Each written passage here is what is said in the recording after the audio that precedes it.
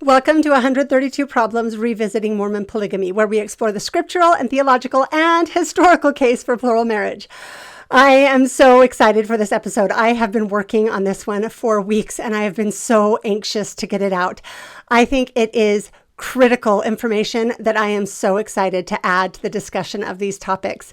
I really hope that you will listen to it all the way through. I think, as I said, it is critical information. I hope that you will share it broadly, especially with people who think that the case is closed and who tend to want to accuse Joseph Smith of many things.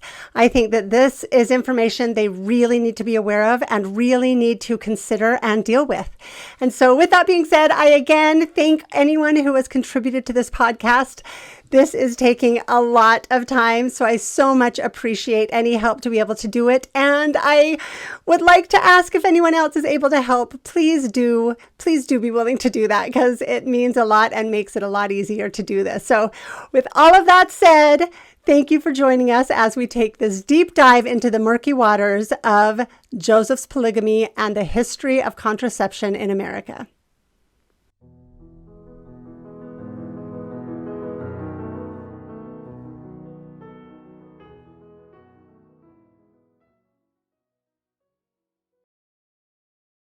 I need to start with a little bit of housekeeping. First, I need to let everyone know that for now, the Mormonism Live discussion has been either canceled or postponed. There are many reasons for it.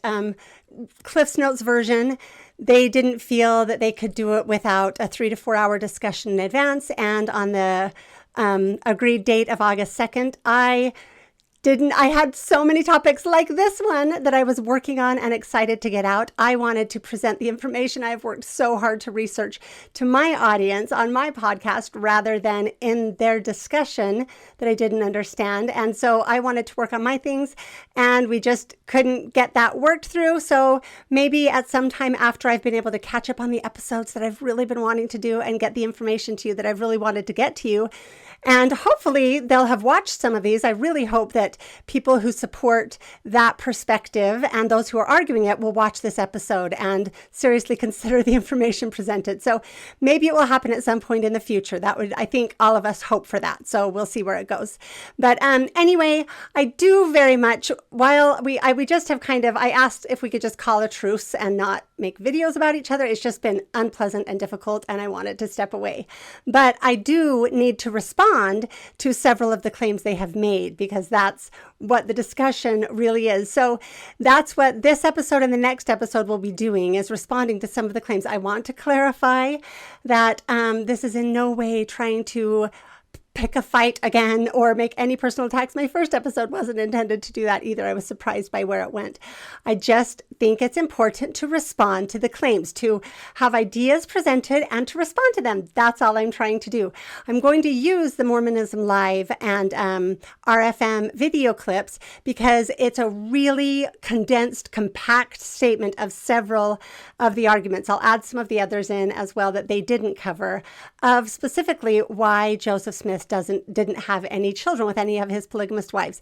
This is an extremely important topic. So that's why I'm quoting them, is just to respond to the claims in that condensed form, which I appreciate. So nothing else intended, no personal attacks, nothing like that. But I also need to let you know, I need to issue a bit of a parental advisory warning on the outset.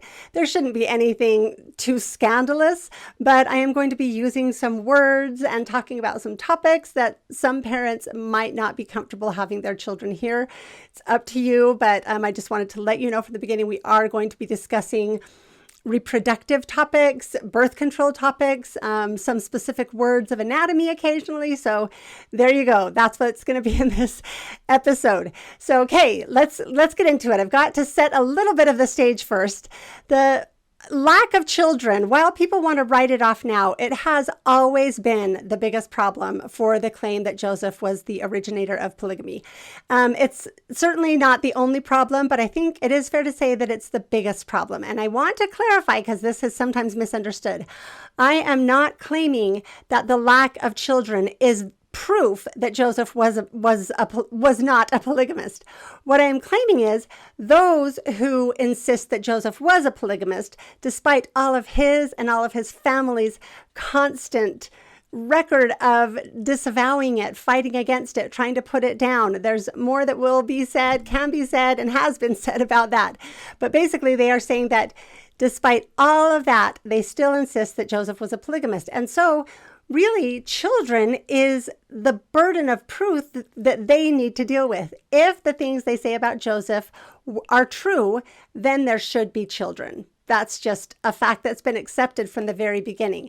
And so it is the responsibility of those who want to claim and insist that Joseph was a polygamist to explain adequately the lack of children. And I will show in this episode that that absolutely has not been done. And so that's what we're going to dive into. So again, from the very beginning of the assertions that Joseph was a polygamist, which really started in 1869, 25 years after his death, when the battle between the RLDS and the LDS started to heat up. That was one of the central points of inquiry. It was universally recognized that it was critical to the question, where are Joseph's children? In his several trips to Utah, Joseph Smith III repeatedly asked the women claiming to be wives where their children were. He wanted to meet all of his cousins. They would have been his half siblings, but it was apparently too foreign, and he just called them his cousins. The lawyers and judges in the Temple Lot trial all recognized and agreed that the lack of posterity was damning to the polygamous story. The women who testified claiming to be Joseph's wives were asked on the stand why they had no children with Joseph, and they did their best to give plausible answers. The judge did not find the answers plausible.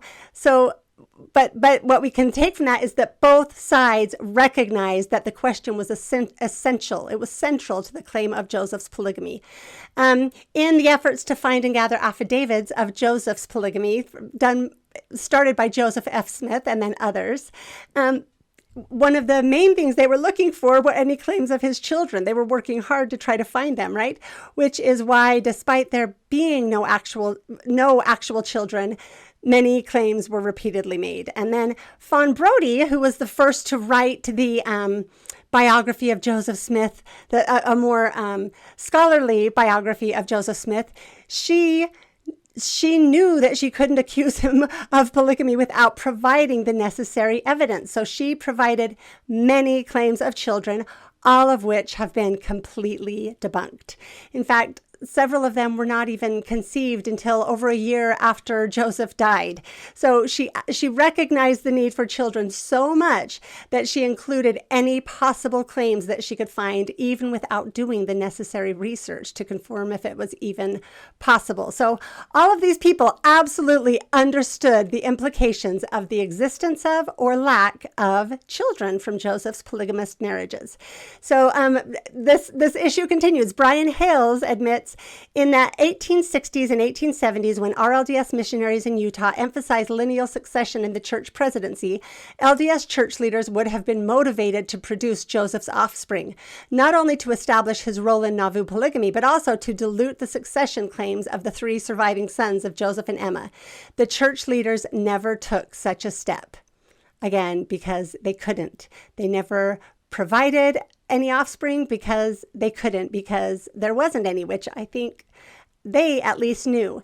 Fair Latter-day Saint admits, thus the absence of children was something of an embarrassment to the Utah church, which members felt a need to explain. It would have been greatly to their advantage to produce Joseph's offspring, but they could not. They could not produce Joseph's offspring, no matter how desperate they were to do so. It adds in the footnote, they acknowledge that this embarrassment remains to the present because some members remain unconvinced of Joseph's polygamy. They're right. And the church has no good way to refute the claims of people like Richard and Pamela Price, who they quote saying, the truth that Joseph fought polygamy is found in Joseph's denials and the fact that he had no children by any woman but his wife, Emma. So that's a good summation. I think there is a lot more proof, including the things we've been covering, that Those who claim Joseph was a polygamist are now proven in their own journals and letters that they were practicing it years before they claim he ever taught it to them, and so much more information that is continually coming out. So that's just an understatement of what the evidence is. So until recently, while there was no proof that Joseph had children in polygamy, there were all of these various claims, which many people chose to believe. But now the best of these claims have all been completely debunked, which should leave anyone willing to honestly look at it to have to conclude that Joseph did not have children with anyone but Emma. It's really kind of silly to rule out all of these, which were by far the strongest claims, and say, well, but there could be some others. Yeah, that's really not helpful to the discussion, I would say. It's wishful thinking, not evidence-based or critical thinking at all. So unfortunately, while the existence of one single child would prove at the very least infidelity, if not full-blown polygamy, the proof that all claims of Joseph's children were falsehoods doesn't seem to have the same degree of impact that I think it absolutely should have. So many people, including historians and scholars, have refused to accept the clear implications of this evidence, that people lied about Joseph's polygamy. That body of evidence is growing enormously, and we just keep ignoring it. Instead of just acknowledging that, people struggle to rewrite the narrative to fit it into the new information, or fit the new information into it. And as a result, an interesting collection of very bad ideas based on very bad scholarship and lacking basic historical understanding, or even just a little bit of research, has emerged. And so to restate this, 100% of the claims of children must be removed from the pile of evidence of Joseph's polygamy and added to the large and growing pile of false claims, of evidence that people were lying about Joseph's polygamy, were exaggerating, lying, telling falsehoods, making things up. And we'll get into that in other episodes. We've talked about it before. I'm not saying that to be accusatory, just to explain the situation. They had their reasons, right? And so it's hard for me to understand why this doesn't influence our conclusions. I really think it should. And so at the same time, 100% of the excuses for why there are no children must be added to the large and apparently growing list of bad scholarship and bad history.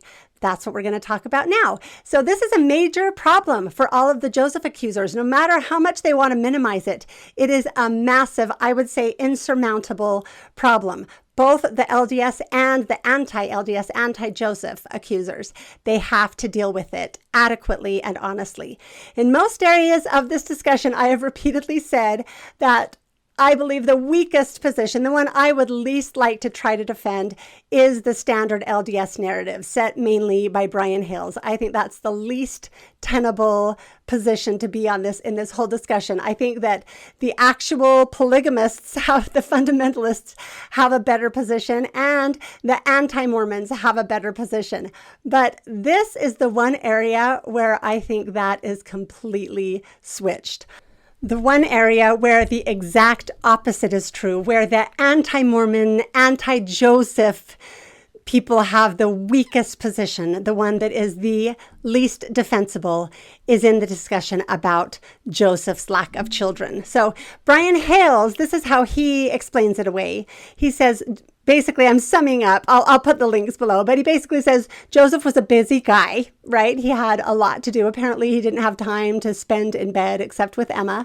He had to keep everything on the down low. So, it was secret, and apparently he would have been having sex publicly. I don't know. Emma was basically babysitting him, having him tailed and followed, so cheating on her was hard. And then he says that there were diminishing returns with additional wives. So apparently, according to him, adding more wives lessened the chances of any of them getting pregnant. I'm not sure he's a math guy when I hear this claim. So if you have 33 wives, you have a greater likelihood of impregnating at least some of your wives than if you have one wife, or even if you have 10 wives. When a wife is pregnant, she can't get pregnant again. But when you have a lot of wives, all of them can get pregnant, right? So anyway, that's I think, pretty bad explanations, but I want to do a future episode on the LDS perspective, reading all of Brian's episodes. All of his, evidences of sexuality. I would like to do a third part on this topic if I can at some point. For now, we're just going to do these two.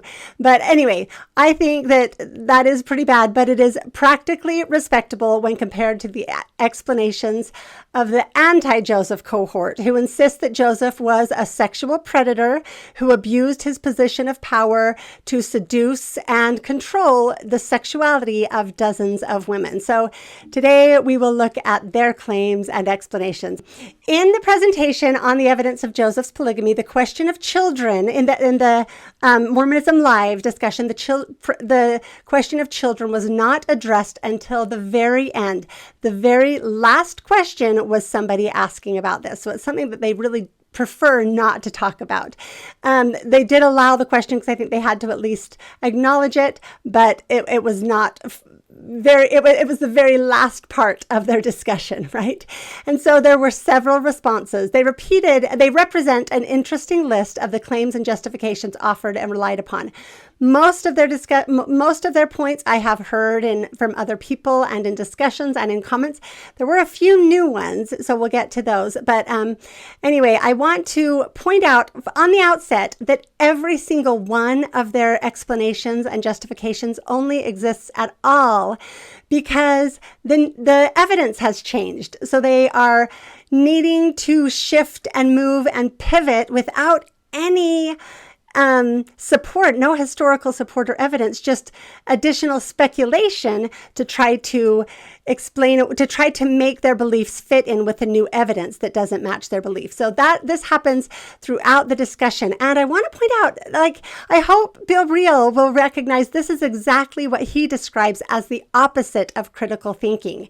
And so I hope that those who think this way or who advocate these positions will genuinely consider that and be a little less to accuse others and a little quicker to introspect about themselves. So I'm going to first quickly play and respond to sort of the side claims that are made in this conversation. Honestly, this is by far not the most important part of this discussion and this episode. So if you're not going to be able to listen to the entire episode at some point, just skip the next 10 minutes and come through and listen to the rest, because the one central repeated claim that this entire episode is dedicated to really makes the rest of these somewhat irrelevant. But I want to respond to them first before we move on to the rest. Let's play the first clip. Here it is.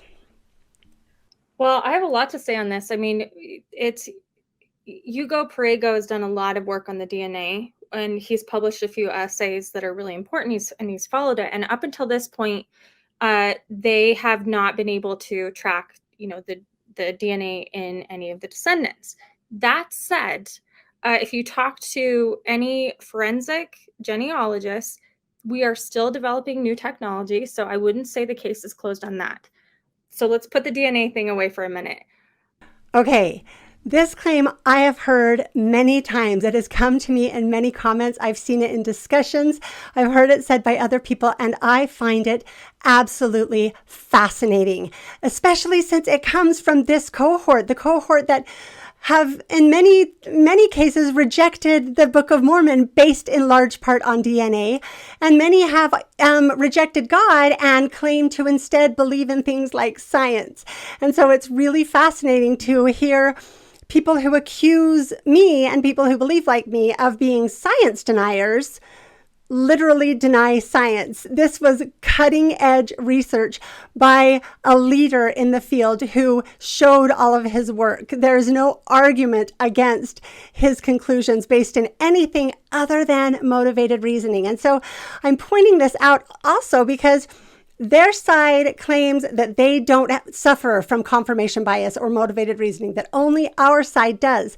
And I think this is a really good demonstration of how much motivated reasoning and confirmation bias there actually is on that side. Okay, I'm going to jump forward to another claim that we hear. Joseph Smith had a lot to lose if babies came out from his unions. they would have been direct evidence. And I don't just mean indictments of his sexual morality. It would have become a legal issue, a property issue. Okay, so I'm going to play another clip that goes along to some extent with that one. So in Nauvoo, during Joseph Smith's lifetime, the practice of polygamy was obviously done with an eye toward not having any children. And every effort would be made in order to avoid that happening. Efforts would be made to avoid conception. Efforts would be made, even if a baby were accidentally conceived, to abort the baby. Okay, so that's that claim, right? That, of course, obviously, Joseph was intentionally trying not to have children. I want to again point out that these are completely speculative, unsupported claims. There is no evidence anywhere to support that Joseph was in any way trying to not have children. It's just the excuse that has been come up with to explain the fact that Joseph Smith did not have any children. So also it's based on very fuzzy, if any, actual scholarship. And again, huge historical ignorance, which we will demonstrate very clearly in this episode.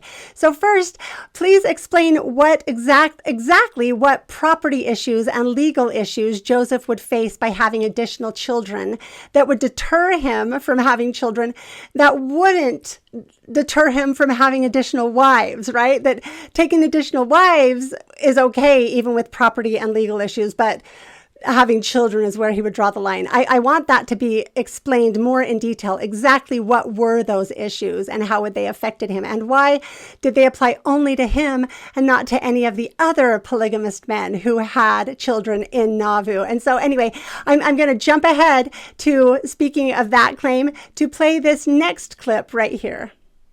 But another point I think that can be made here is that polygamy deniers, such as Ms. Stone, believe that Joseph Smith did not practice polygamy, but these ne'er-do-wells, Brigham Young, Heber C. Kimball, other people, were indeed practicing polygamy during those Nauvoo years while Joseph Smith was alive.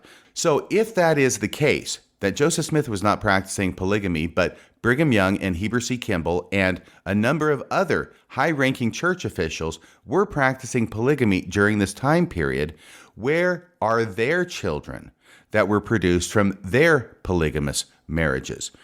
Okay, I am going to have to save a couple of these these claims for next week. This one I'm going to address in depth with Peter Brown next week, and I'm really excited to get into it. I'm actually these two episodes I have been looking forward to for a long time because I think they are so absolutely necessary. So we will absolutely get into that and answer this claim. I also want to point out that along with all of these things, it's important to compare Joseph's supposed polygamy with the polygamy of these other men. Things like journal entries and letters and children and other things. I think that really the point that needs to be really understood here is that the claim that the reason there are no children from Joseph's polygamy and no other evidence either is because it was so super secret. He had to keep it so secret. But that only applies to Joseph, not any of the others who were practicing polygamy and who did leave mounds of evidence at the same time in their journals and their letters and their children and other things. So that really needs to be critically thought about. It needs to be critically evaluated rather than just knee-jerk accepted as true just because people want it to be true. That's not a good way to find truths. The other point that needs to be made here that I will go into more in a future episode that I'm also eager to get to is that it's not like Joseph's secret polygamy was actually secret, right? John Bennett's books had been out for quite a while and were very widely read.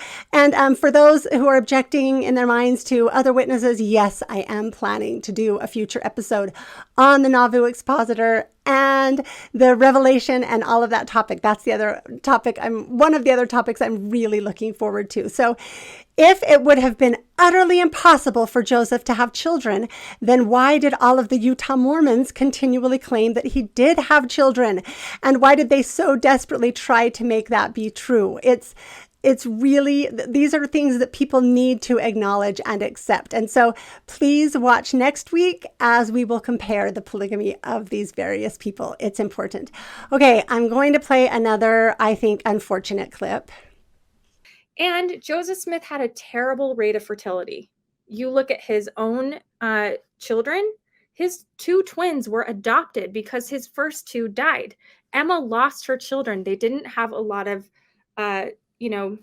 strength in his line of seed, whatever you want to call it. So, okay, this unfortunate claim will also be addressed more next week. That was a new one I hadn't heard before, and I think it's unfortunate, and I'll save the rest of the response for next week. Okay, here's the next part of that. There are so many reasons. I actually think this is such a weak argument. It's a very Mormon argument, right? Because we're like, we want the kids and we want the DNA and we want the Joseph Smith. Okay, so I have to say here again, insulting people who make this Mormon argument is not evidence that the argument is flawed. It is evidence instead that there aren't good responses to the argument, because you're resulting to belittling the argument and the people who make it rather than providing good evidence to respond to it. Continuing again. Joseph Smith, if Grant Palmer's work is to be believed early on, he was not unfamiliar with sex. If his early journals about his own virtue were to be believed, he spent some time with women of ill repute. He was not unfamiliar with this, and neither were women. Okay, so I will just respond to this quickly to say, no, Grant Palmer is not to be believed in this. If you can show me the early journals where Joseph talked about visiting women of ill repute, then let's have that conversation. I think this is extremely weak evidence, and also it ends with the claim we're going to address more in depth, that basically you'll go on to hear that these weren't stupid, aimless yokels, as they would be called if they didn't control their fertility. So, okay, let's go on to the last clip I'm going to play right now.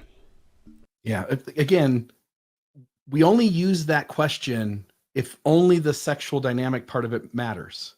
Like, you still have to own that Joseph Smith used predatory behavior and manipulation across the board with, on the record, most of these women. That if you were to make a study of what child predators do to manipulate children, for instance, one of the things they do is they give gifts. And in the paper I read, the gift they named was they give people watches, by the way.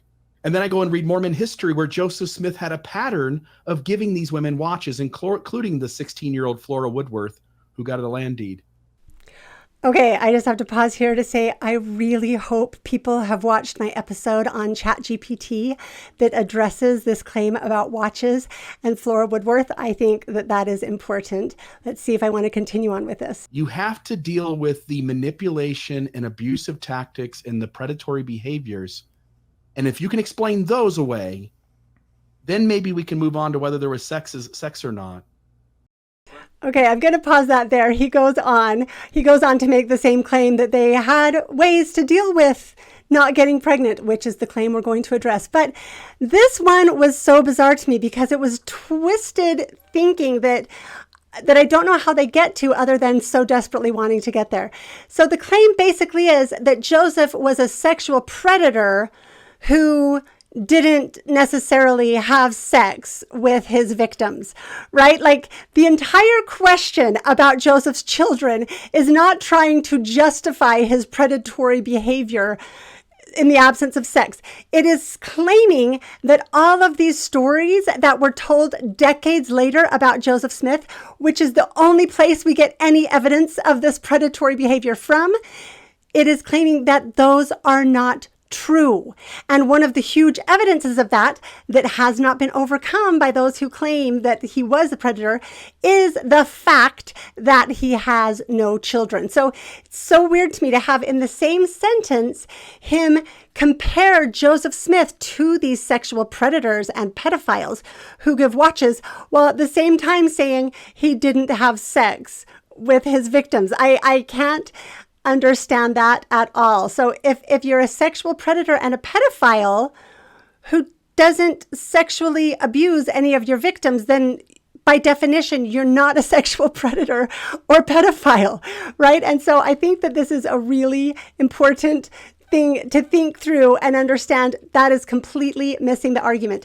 I am saying the fact that Joseph didn't do any of these predatory behaviors. I also want to point out quickly that the women who later told these stories that we now see as absolutely predatory, they were not at all trying to paint Joseph as a predator. They were telling stories, trying to emphasize the amount of revelation and inspiration they had and the huge degree of their sacrifice. They were maximizing their own sacrifice to this principle in a context, a culture where sacrifice was exalted, where the greatest thing you could do was sacrifice, as a woman in particular, was sacrifice for the sake of plural marriage. I think that explains why these stories come out the way they do. So anyway, I just would challenge anyone to explain to me how you can be a sexual predator and a pedophile who never has sex with any of your victims. And the stories it was about controlling their sexuality. Again, what does that mean? We know so many of Joseph's supposed wives did marry other men, either right before or right after he supposedly married them. Again, watch the episode on ChatGPT where I talk about Flora Woodworth. That's a good one to start with. So, okay, those are all of the points that they talked about that are not the central point. A few that they left out that I've heard, again, that we'll cover next week. D. Michael Quinn made some very strange claim that I haven't fully figured out yet, but it was basically something about Joseph's astrological power, and he was guided by Saturn and Jupiter, and so he was able to control and only had conceptions in certain months. So it's something along those lines. We'll get into it more. There are some weird claims. I think this is one of those. And then the other claim that I've heard often is that these women were under a lot of pressure. That's kind of the excuse the women themselves give often. And so, apparently women can't conceive if they're stressed. I just want to point out that women can conceive in all kinds of extremely stressful situations, including rape, which is about as stressful as it gets. So that also just doesn't cut it. So, okay, those are the side claims. Now we're going to get into the most important claim, the one that I want to respond to in depth in this discussion. So let me get this queued up and I will play this first clip for you.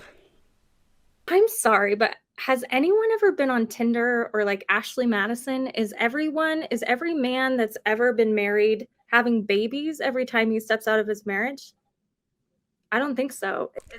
Okay, I'm going to pause there because something you'll hear a couple of times is comparing modern conception rates and ability to modern birth control methods that we have right now to 1840s birth control methods. That's something, there's this weird presentism throughout this that's like, duh, we can do it. They could do it too.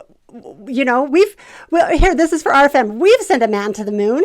Of course, they could have sent a man to the moon too. It's really a strange way to start this discussion. Is every Republican that's busted for having an affair having babies as evidence? We treat the 19th century like it's that separated from us. They had technology. Abortions have always existed.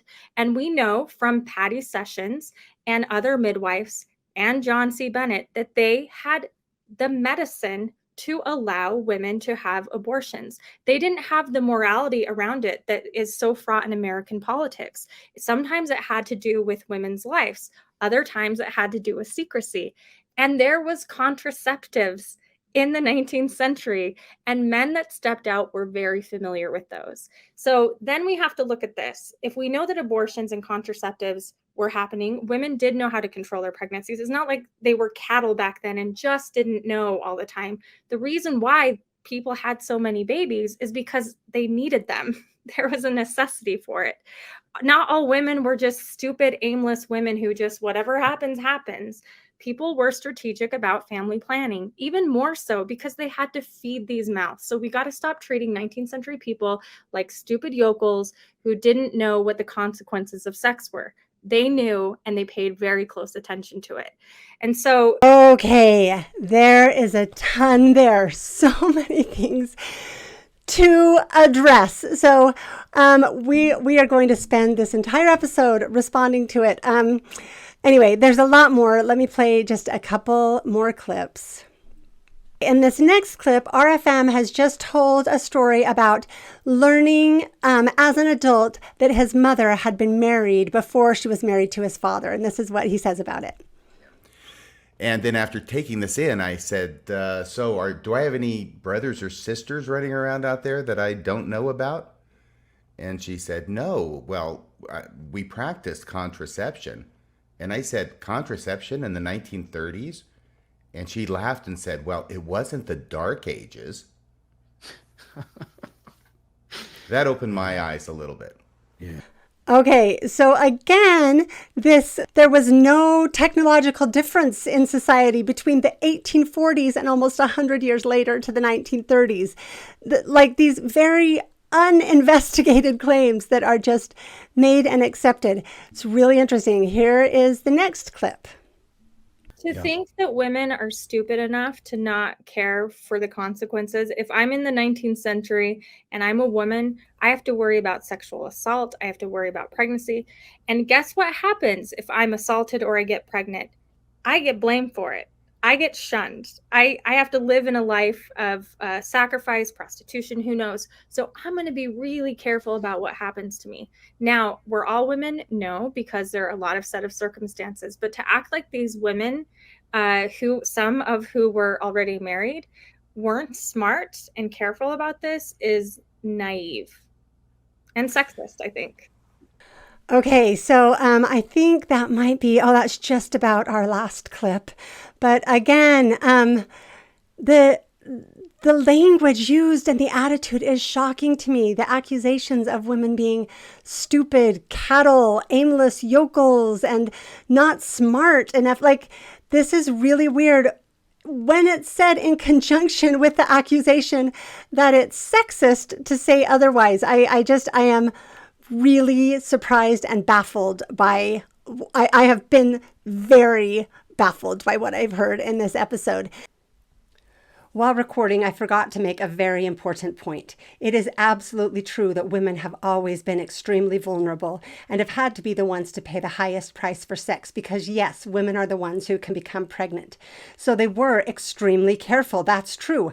But that is exactly why society, and women in particular, set such rigid standards around sex and expected and even insisted that sex only occur within marriage, where women and their children would not be left alone and vulnerable, but would have the best chance of being protected, provided for, and cared for.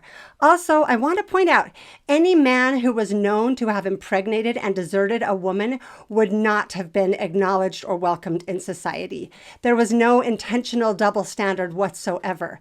Men who did that were held in far lower regard than the women who were viewed as their victims. Back to the program. Okay, for this next one, I need to play 2 clips. Here's the first one. I did mention to Bill earlier today when we were talking about this very issue, simply the possibility that if you have access to 30 or 33 women sexually, then you can arrange things such that the woman you're having sex with is not ovulating. Okay, so there's the first statement of this claim, and here is the second one. And we can only approximate the number because, once again, it was a secret practice.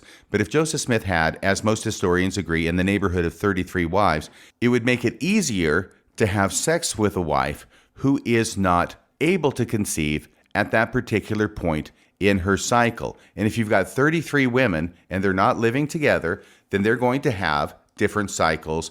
And a person such as Joseph Smith could certainly take advantage of those cycles in order to avoid having any children conceived. But another point, I think... Okay, so there is that claim that basically Joseph Smith was implementing the rhythm method with his many wives. So please remember that one. We're going to address that one at the very end of this episode. So it's important to remember it because it's a very important one. And so now one last clip to play.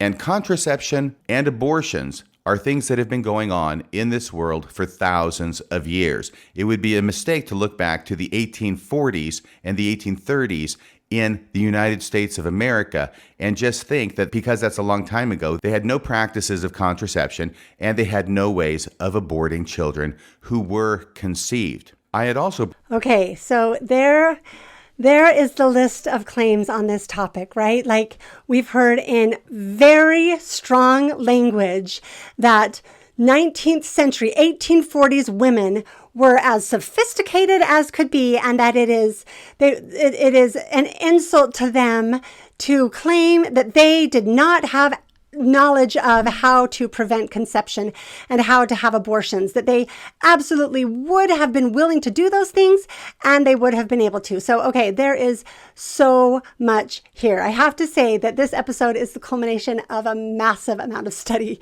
several books, dozens of scientific journal articles, and countless websites and other sources have gone into this. So you are going to get a serious education on the history of contraceptives in America. I find this information to be extremely interesting. It has been a fascinating study. It's been an incredible amount of work to try to format this and put it together and to make sure I had all of the sources, which I really think I do. I welcome anyone to add to this, but I was as absolutely comprehensive as I knew how to be. So, okay, let's get on to this. And please, as I said before, make sure you get all the way to the end of this one. If you need to take it in chunks, that's great. Go ahead and do it. But please remember to come back because the discussion of Joseph's polygamy should not continue without this information being on the table and being accepted, considered, and addressed. So, okay, a few initial points before we really dive into it. One problem with every single claim they listed, including the ones I'll address at the end, is that there is zero evidence for any of these claims. In fact, these claims oppose the evidence that we do have. Here, let me give you one example. Among the various excuses every woman who was ever asked about why she didn't have children with Joseph made, guess what? None of them ever said that they were in any way intentionally preventing conception, or worse, that they intentionally destroyed a conception. You will see going forward from the vast amount of sources I have read over the past several weeks, it is as close to certain as possible that not only would none of them have known about such things, they would have been completely repulsed, disgusted, and appalled by the very idea. And they would be absolutely furious. They would be positively incensed that anybody would ever claim they did such things. That needs to be considered and acknowledged because it is true. Okay, and then claiming Joseph Smith's wives used birth control. I'm going to give you a little bit of a spoiler alert here. That they used birth control, which was a term that did not even exist in the English language until Margaret Sanger first coined it in 1914, and as a result had to flee to England to avoid prosecution and jail time. Or that they had abortions, another term that would not gain its current definition of intentional termination until the late 1990s. Before that, it was synonymous with miscarriage. An induced abortion would be the same as an induced miscarriage. Those words were perfect synonyms. And so all of that is just completely historically unsubstantiated and actually in direct opposition to every historical source and fact. And it doesn't take all that much work to figure this out. So even the word contraception, which was a kind of clever mingling of the Latin contra, which means against, and conception, so they shortened it down to contraception, that wasn't coined until 1886, which was 42 years after Joseph's death. So the reason I'm pointing this out, for those who might be saying that doesn't matter, I point this out because it's important to realize that as language-speaking humans, we develop words for concepts because that's how we think about things, and it's absolutely how we communicate things. If we have a concept, we very quickly develop a word for it. Some examples there are infinite examples, but let's think about internet, artificial intelligence, social media. We could go on and on and on. None of those words existed just a few decades ago. Like an example of this we can look at is Adam, right? He named all of the animals. Things don't really exist until they have a name. As soon as someone invents something, the first thing they do is name it, right? You give it a name. When you have a child, you name that child. That is how we work. That is what humans do. When they have something, they develop a name for it. And so the fact that they didn't have any of these words is actually evidence in and of itself that the concepts did not exist. Generally, words are developed well before concepts are known by the general public, right? The people who first come up with the concept or development or technology or invention and tool, they name it, and then they try to introduce it to the rest of society. So names come first, right? They come along with the concept in society. So I am not using this as the evidence to say that these things didn't exist. I'm just using it as a demonstration. What we're going to go into now is the proof of that these things did not exist. So, and I want to also clarify, I'm talking about America, right? 19th century America. So it doesn't matter. I hope nobody goes and looks up ancient Greek or ancient Egyptian or ancient Roman civilization and says, look what they were doing, what they knew about. Whatever claims we want to make about ancient society has nothing to do with the current discussion. What we are talking about is 19th century America. That's what we are looking at, right? That's where our discussion needs to be centered. So I think that you are going to find this illuminating. I also just have to say on the outside, this is a little bit of a complex topic for me, talking about birth control, because as the mother of a very large family, I don't want people to assume that I oppose birth control.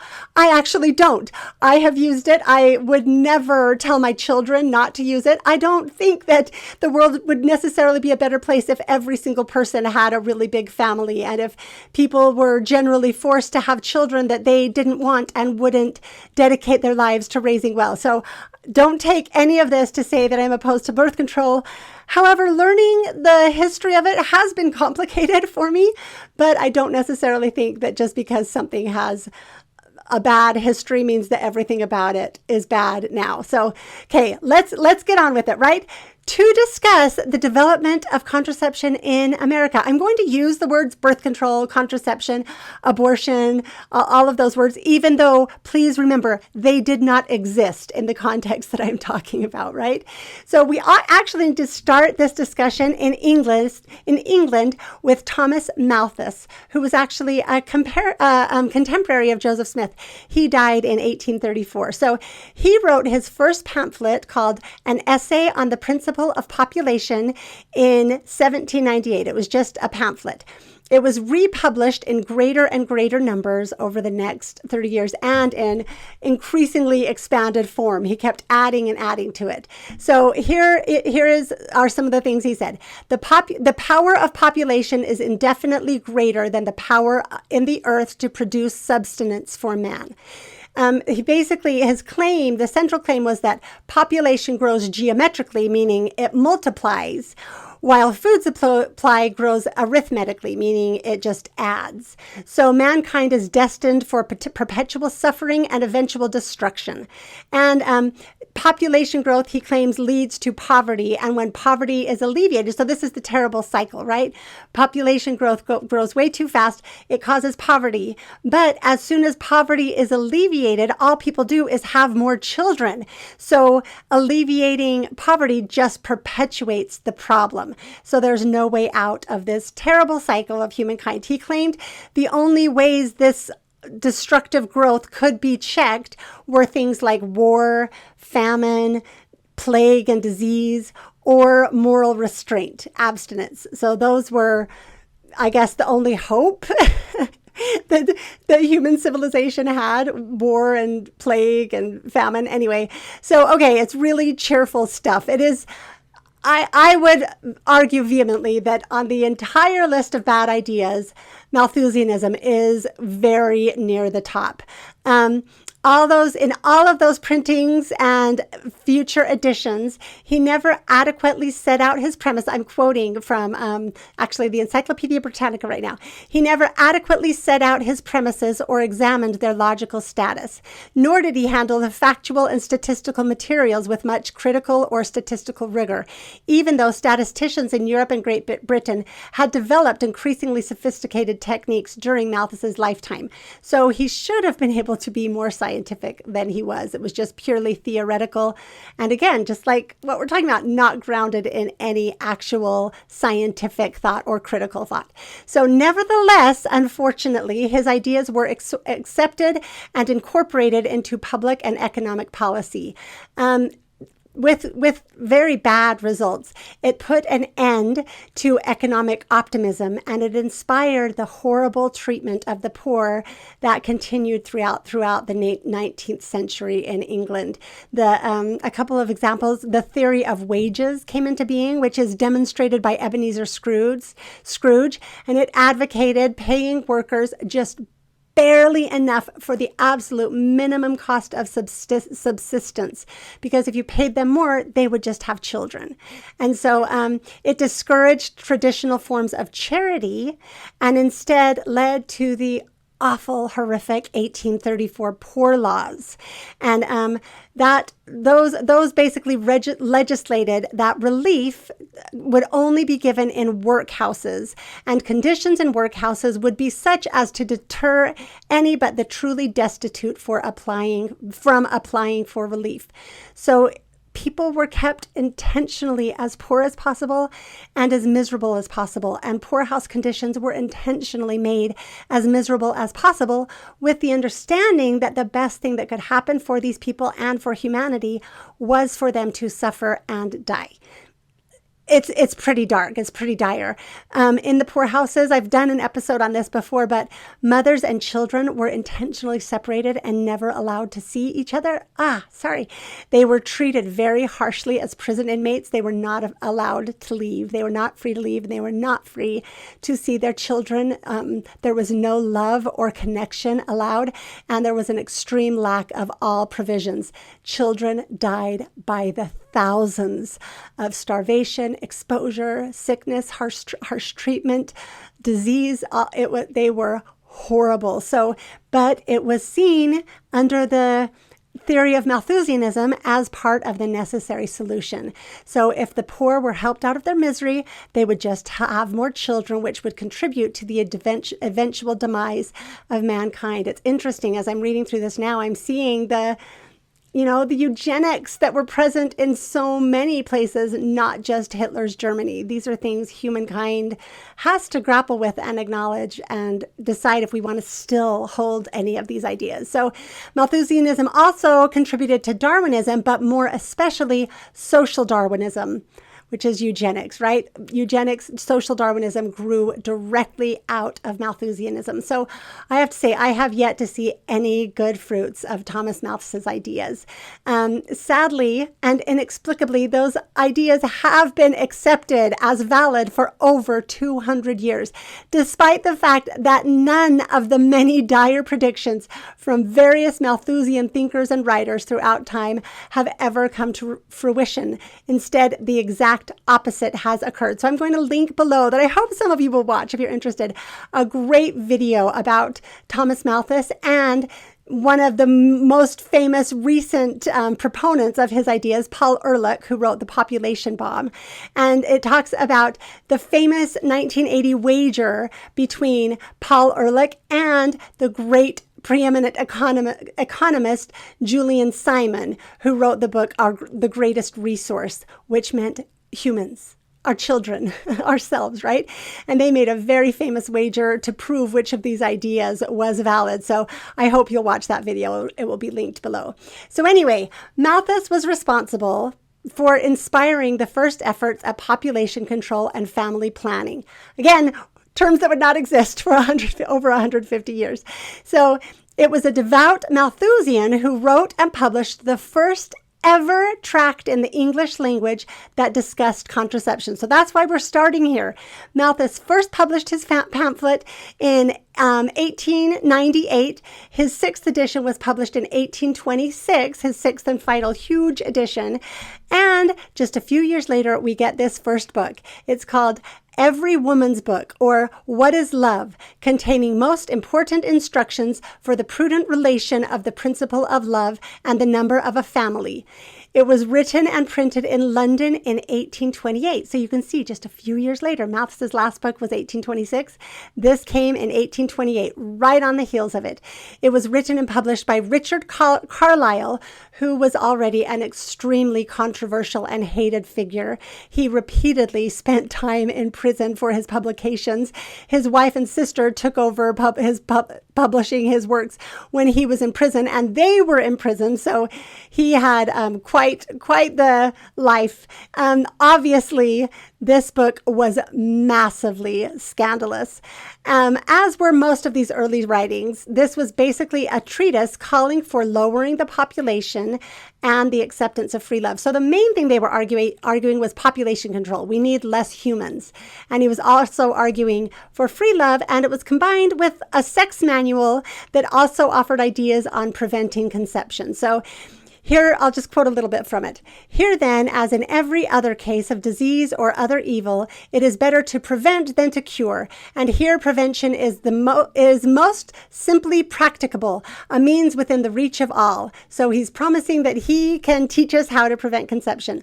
The matter is most simple and clear. It strikes us with physical reasons in a moment why it must succeed. So it's going to be obvious how successful what he suggests will be, and why it is the only means that will succeed under complete intercourse. So if you're not going to abstain, or some other things we'll talk about, this is where you might want to be careful about your kids. But anyway, either if you're not going to either abstain or withdraw, which we will talk about more, then you have to use this suggestion. His suggestion was a sponge, a moistened piece of sea sponge. So it has to be moistened, wrung out, tied with a string, and inserted before sex. And I want to point out, so he says it's obvious. You can just see how obviously this would work. And he recommends that everyone begin to use it. So a couple of things. Modern contraceptive sponges that are manufactured intentionally to be the perfect space and provide the most coverage, and which contain spermicide, are still only around 80% effective. All of the recommendations for them say to also use a condom, which is kind of funny. So I couldn't even find any stats on the failure rate of natural sponge without spermicide. Basically, because it is so unreliable, it is never recommended, as we will see going forward. So that was really his suggestion, part of the purpose for writing his book. He had a few other suggestions that he only mentioned very briefly in passing because he couldn't recommend them because they either were not available, not reliable, not enjoyable, or not feasible. So I want you to pay attention to this. 1828, first book having anything to do with preventing conception in the English language. The best suggestion he has is a piece of sponge, which is so ineffective that it was rejected immediately by the following writers, as we will see. But these were the other things that he mentions but can't recommend. So just so you can get a comprehensive idea of what the world was in the 1820s and 1830s, right? Well, I guess this was pretty much 1830 because it was in England in 1828 and got to America after that. So let's see. He says, the badrouche or glove. It was called the badrouche, or in France, in England, it was called the glove. France really is where they went to get all of their great ideas on birth control. If you wanted to have validity, you claimed you got the idea from France. So the badrouche or glove, which was an early condom made of animal intestine. Again, I spoke about this in the ChatGPT episode. It had to be measured and made to fit and washed and reused. It was mainly only used or recommended for the aristocracy to prevent syphilis. It was that was its purpose, to prevent syphilis. It was apparently very unpleasant to use, and more importantly, extremely expensive and hard to acquire, only available at high-cost brothels. The vast majority of people did not visit those establishments. So really, sorry, word coming up here, but badrouche would have been in the same category as dildo. Like, those are the kinds of, you have to think of it in those terms. This was not what respectable people would talk about, would want to know about, and certainly would not consider using, even if they could have access to it. So that's the first thing he mentions but rejects. The next is withdrawal. And he says it is difficult to do consistently and very unpleasant. It causes health problems. I'm just summing up what he says instead of reading it all, although it is fun to read. We'll get to this later, the health problems. The thing we'll get to later is that keep in mind that it would have to be done every single time. It wasn't something that could just be utilized at certain times in a woman's cycle, as we will see going forward. It had to be done every single time you ever had sex to prevent conception. And then he includes a very strange explanation that I'm not going to try to describe, of being at a certain angle that he claims would prevent conception. He even acknowledges that this is weird and unlikely to be effective. Here's a quote. The theory of this practice can only be understood by anatomists or explained by anatomical plates. It certainly has been asserted by some to be efficacious, but upon the whole, it seems questionable. So those are his other suggestions. So the very first book on this topic in the English language with the most cutting edge information of the time in 1828 has these suggestions. Natural sea sponge is the only reliable form of contraception that you need to use. There are these other ideas, but none of them are good or should be implemented. So, okay, we learn from him very clearly what the available options were. I want to point out that absolutely no scientific study was done for this book. Carlyle was a printer, not a doctor or a scientist, as if doctors or scientists would have had any better information. They didn't. But he was basically spreading what pretty much amounted to old wives' tales or gossip. That's the first publication we have of birth control in the English language. So he does admit that their understanding of conception was woefully lacking. He talks about that at length, and I have to agree with him, it was. This book is bizarre to read. He couldn't assure that any of the methods he suggested would work. They would only know from experience. So he basically asked everyone to start experimenting so that they could move this body of knowledge forward. He does discuss abortion, interestingly, although, again, it doesn't have a name. And from what we learn, and from him, we learn even his thoughts, a Malthusian who wanted to limit population and was not afraid of breaking any social propriety. It's interesting to hear what he says about abortion at this time. I'm quoting, the destruction of conceptions has been sought by acts of violence, by breaking, I'll say the bag of waters, he doesn't have a term for that, with a knitting needle or some similar instrument through the mouth of the womb, or by doses of poisonous herbs and drugs such as ergot of rye, savine, which is juniper, or violent purgatives that injure and sometimes destroy the body of the mother in her attempt to reach the body of the fetus in her womb. The first is safer of the two. So the surgical, a knitting needle, is safer than the supposed herbs and drugs that could be used. Keep that in mind. The first is the safer of the two, but not a safe means of destroying a conception. There is danger, and the operation must be repugnant to the feelings of the female, who has any good feelings remaining. Either case is dreadful, truly dreadful. So keep in mind who this is. I don't want to restate it again, but the foremost proponent of birth control and family planning and population control, this is what he has to say about abortion.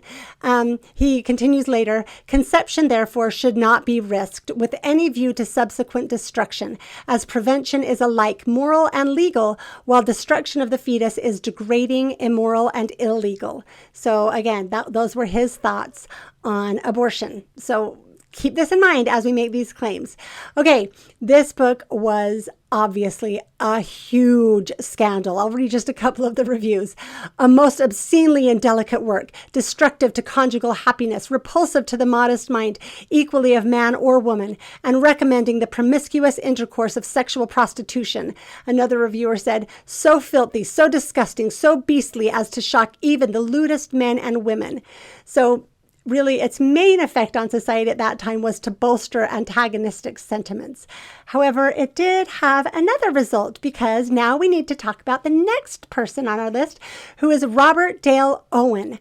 He was Scottish, born and raised, and immigrated to America in 1823, 3 years before Carlyle's book was published. So he's called the first Malthusian in America. He was very familiar with Thomas Malthus's writings, but he wouldn't yet have seen Carlyle's book. He would have to get that while he was in America. So he has an interesting story. He's the son of a utopian society founder, New Harmony, Indiana, for anyone who's heard of that. He took over running it in 1825. His father was a textile manufacturer, and he was a textile manufacturer, but they became utopian society leaders instead. So it's an interesting story. So he ran it until it failed less than 2 years later in 1827. But while he was in Indiana, he published a very controversial newspaper, and that's why he's known as the first Malthusian in America. The general idea from many of his publications was that it would be far better if poor people didn't have children. From many of the things I've read, that's how I will sum it up.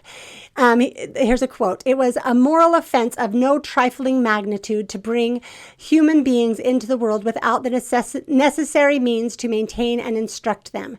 So, it's an interesting thing, because I know that, people might unfortunately be somewhat sympathetic with these ideas. Like, yeah, we don't want really poor people having tons of children. I understand that, but it's really interesting to kind of be like, we should kill people or have them, wish them never born, rather than like helping them and trying to improve things. It is this eugenics claim that we really need to be careful of if anyone starts to go that direction at all. So at first, he had no good ideas of how this should be brought about.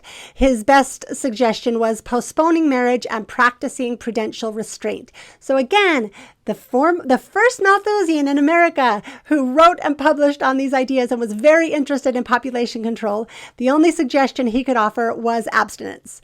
That's interesting. And this was in approaching 1830.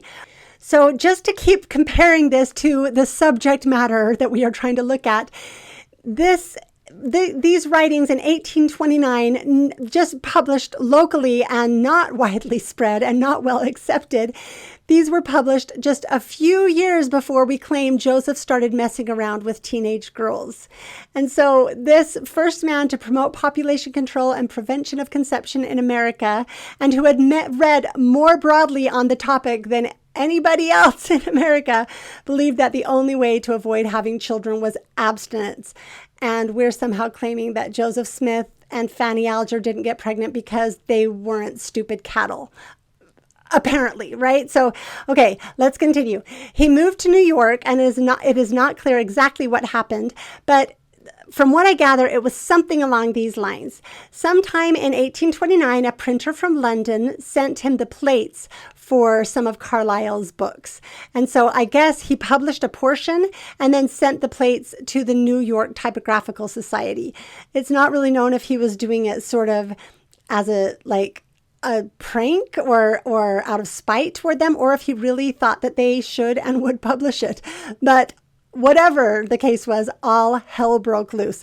The society officially described Owen as, quote, a moral incendiary of foreign birth and education who was daily laboring to degrade, nullify, and destroy the holy conjugal relation, and who advocates a promiscuous and unrestrained intercourse of the sexes, and unblemishingly recommends in a public paper the most filthy, obscene, and wicked publication that ever disgraced the American press. A publication which holds out inducements and facilities for the prostitution of our daughters, our sisters, and wives. So I think that was their response to Carlyle, and Owen publishing any of Carlyle combined with Owen's own writing. So needless to say, the New York Typographical Society did not print the book. And since Owen was under attack anyway, he decided to go ahead and speak for himself.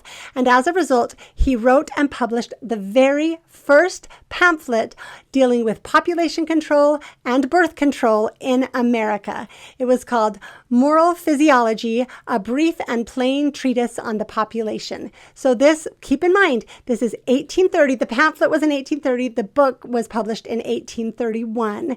And it was the very first writing in America having anything to do with the concept of contraception. So the vast majority of the book was dedicated to his laying out the need for population control and birth control. So basically it was a Malthusian tract, right? And then there was a small section that begins with, it now remains, after having spoken of the desirability of obtaining control over the instinct of reproduction, to speak of its practicability. He then describes what he considers to be the one and only reliable form of birth control, which is withdrawal. Keep in mind, he by this time was very familiar with Carlyle's book, which spoke against withdrawal, but advocated for the sponge. So he is disagreeing with that and saying withdrawal is the method that they had to use. And so keep in mind, again, it would have to be done every single time. And also, despite his assurances of complete reliability, we now know that withdrawal is less than 80% effective and rarely recommended because it is so easy to mess up. It's not usually the method that people who really don't want to have children rely on. I know a lot of babies that were born because withdrawal didn't work well. So he acknowledges that this may not be a practical solution for everyone, but claims that unselfish men will do it. Like Carlyle before him, he claims that his knowledge comes from France and claims that men hold it that in France men hold it to be a point of honor. It's honorable for men. And so in his first printing, he included 2 other methods, but he did not advocate them. And in his later printings that same year, he moved them to only a footnote, and then he just cut them entirely. So I'll read the footnote. One of these modes, that of the sponge, is particularly recommended in Carlyle's Every Woman's Book.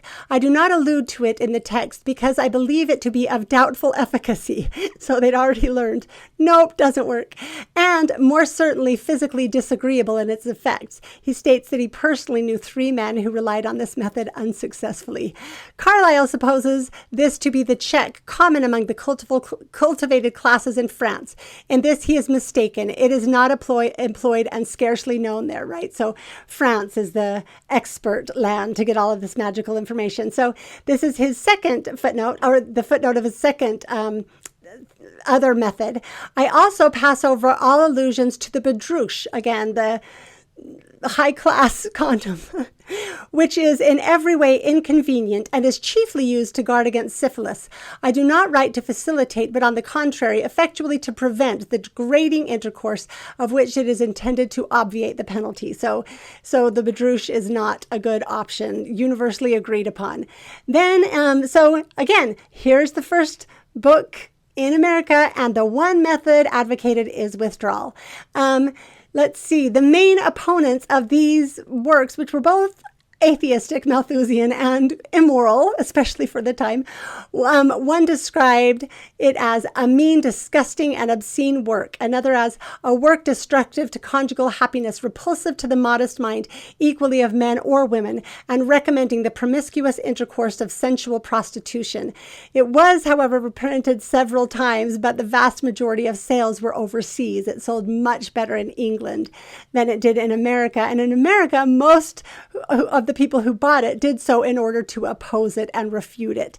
It was not at all well received. So Owen was never prosecuted for writing and publishing his book in America, although people who reprinted it years later in England were prosecuted, interestingly. So a few notes about the understanding of conception at this time, right? Both of these books and the next one we'll discuss shared the most advanced understanding. So the most advanced understanding of conception. So I just want to talk about their current understanding at this time of how conception worked. They believed that the sperm, the man's seed, was what became the embryo, and the woman simply provided the womb, the house for the sperm to grow into a baby. Both Owen and the next writer address the theory of absorption, which was the cutting edge scientific idea on how conception occurred. Basically, it says women had absorbent vessels in and around the vagina that basically absorbed the sperm and took them up and eventually deposited them through. They had different theories, but deposited them in the uterus. A lot more could be mentioned to display how not advanced reproductive science was at this time, but I'll let it sit there for just a minute. So just keep these things in mind as we go forward, as we claim that the 1840s were exactly the same as the 1930s, which is exactly the same as today, as if there have been no advancements in society in many areas over that time span. So, okay, I also, if it even needs to be pointed out, Joseph Smith would have had no access to any of these books. Very few people in America did have access to them. And so the only place that most Americans, including Joseph Smith, would have ever heard the pull-out method discussed at all was in the Old Testament. And so, as I said, it's already not terribly effective. It has a 32% failure rate, which is not great odds with over 30 wives. And more importantly, Joseph would not have dared use it. He would not have seen it as a viable option. Everyone who claims he was a polygamist, even those who believe it was based on lust, have to acknowledge that it was his study and belief in the Old Testament that led him to it, based on the examples and promises of Abraham and apparently also Isaac and Jacob. So from the beginning, the purpose would have been producing seed or children, as they interpreted that, which would prohibit any intentional prevention, including withdrawal. But there's another point that's even more important. There is a massive Old Testament prohibition against withdrawal. So I've spoken several times about the troubling story of Judah and his daughter-in-law Tamar. She's the one that describes herself as a prostitute that he visits and impregnates, and yeah, that story. Well, before that happened, Onan, her deceased husband's brother, was supposed to go in unto her and impregnate her. And I'll read. This is Genesis 38, 9 and 10. And Onan knew that the seed should not be his. And it came to pass, when he went in unto his brother's wife, that he spilled it on the ground, lest he should give seed to his brother. And the thing which he did displeased the Lord, wherefore he slew him. So people who held to the Old Testament, as Joseph Smith did, would not have seen withdrawal as a safe or approved option. So that actually was part of the outrage to these early tracts. So keep that in mind. Okay, now let's go forward. The second book on population control and birth control, published in America, came the very next year. It's called Fruits of Philosophy, or the Private Companion of Young Married People, by a Physician. So this is the first doctor we have writing a book on this topic. It was written and published by Charles Knowlton, who is considered or called the father of American birth control. This book was even more scandalous than the first one.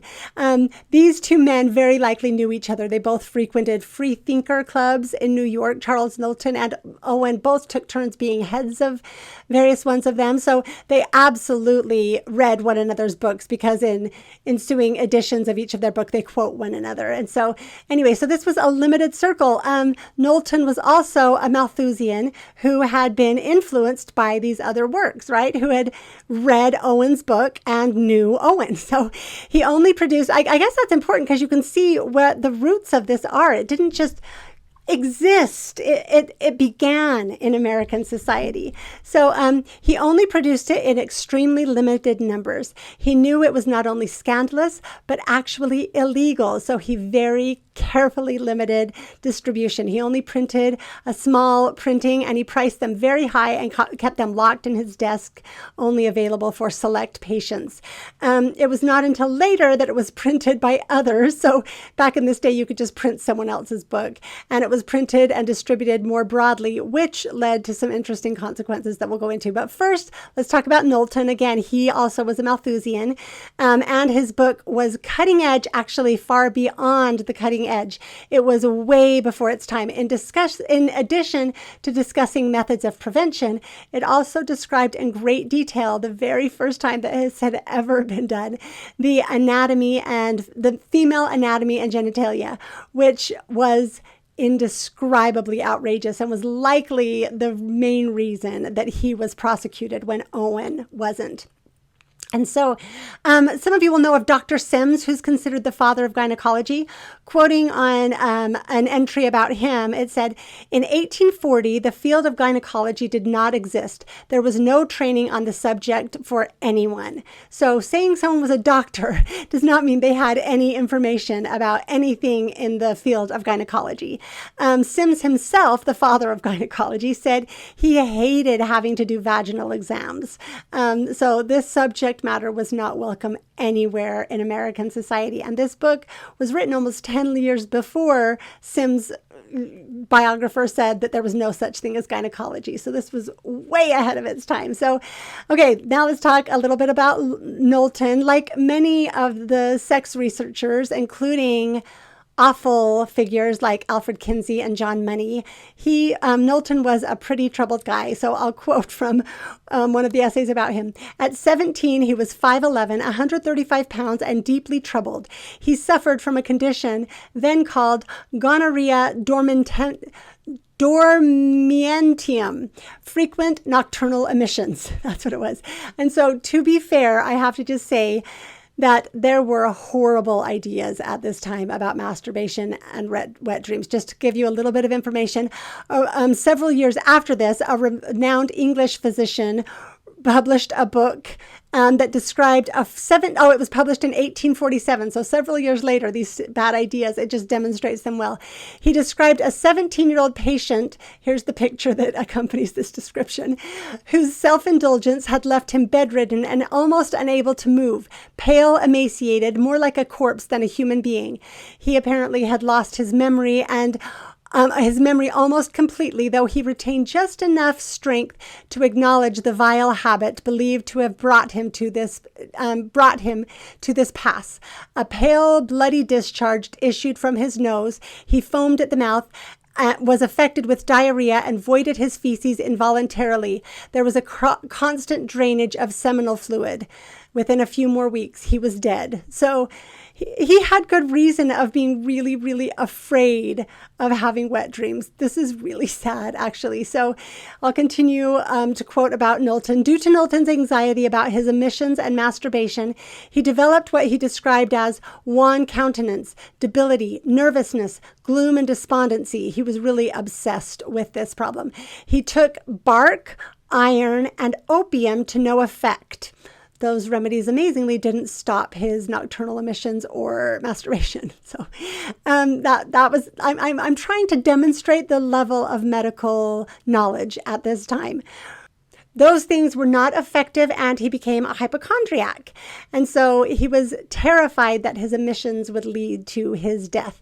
After he discovered that exercise made him feel worse, he wrote "Take care" on a piece of paper and fastened it to his coat sleeve cuff. This poor guy. So his masturbation-related hypochondria led to his interest in medicine, and he apprenticed with a physician in his teens. He continued to struggle with his health, his masturbation-induced hypochondria, which was finally cured when he went to stay with a family friend who offered electrical treatments. But while he was there, he fell in love with this friend's daughter and married her, which might have been the actual cure.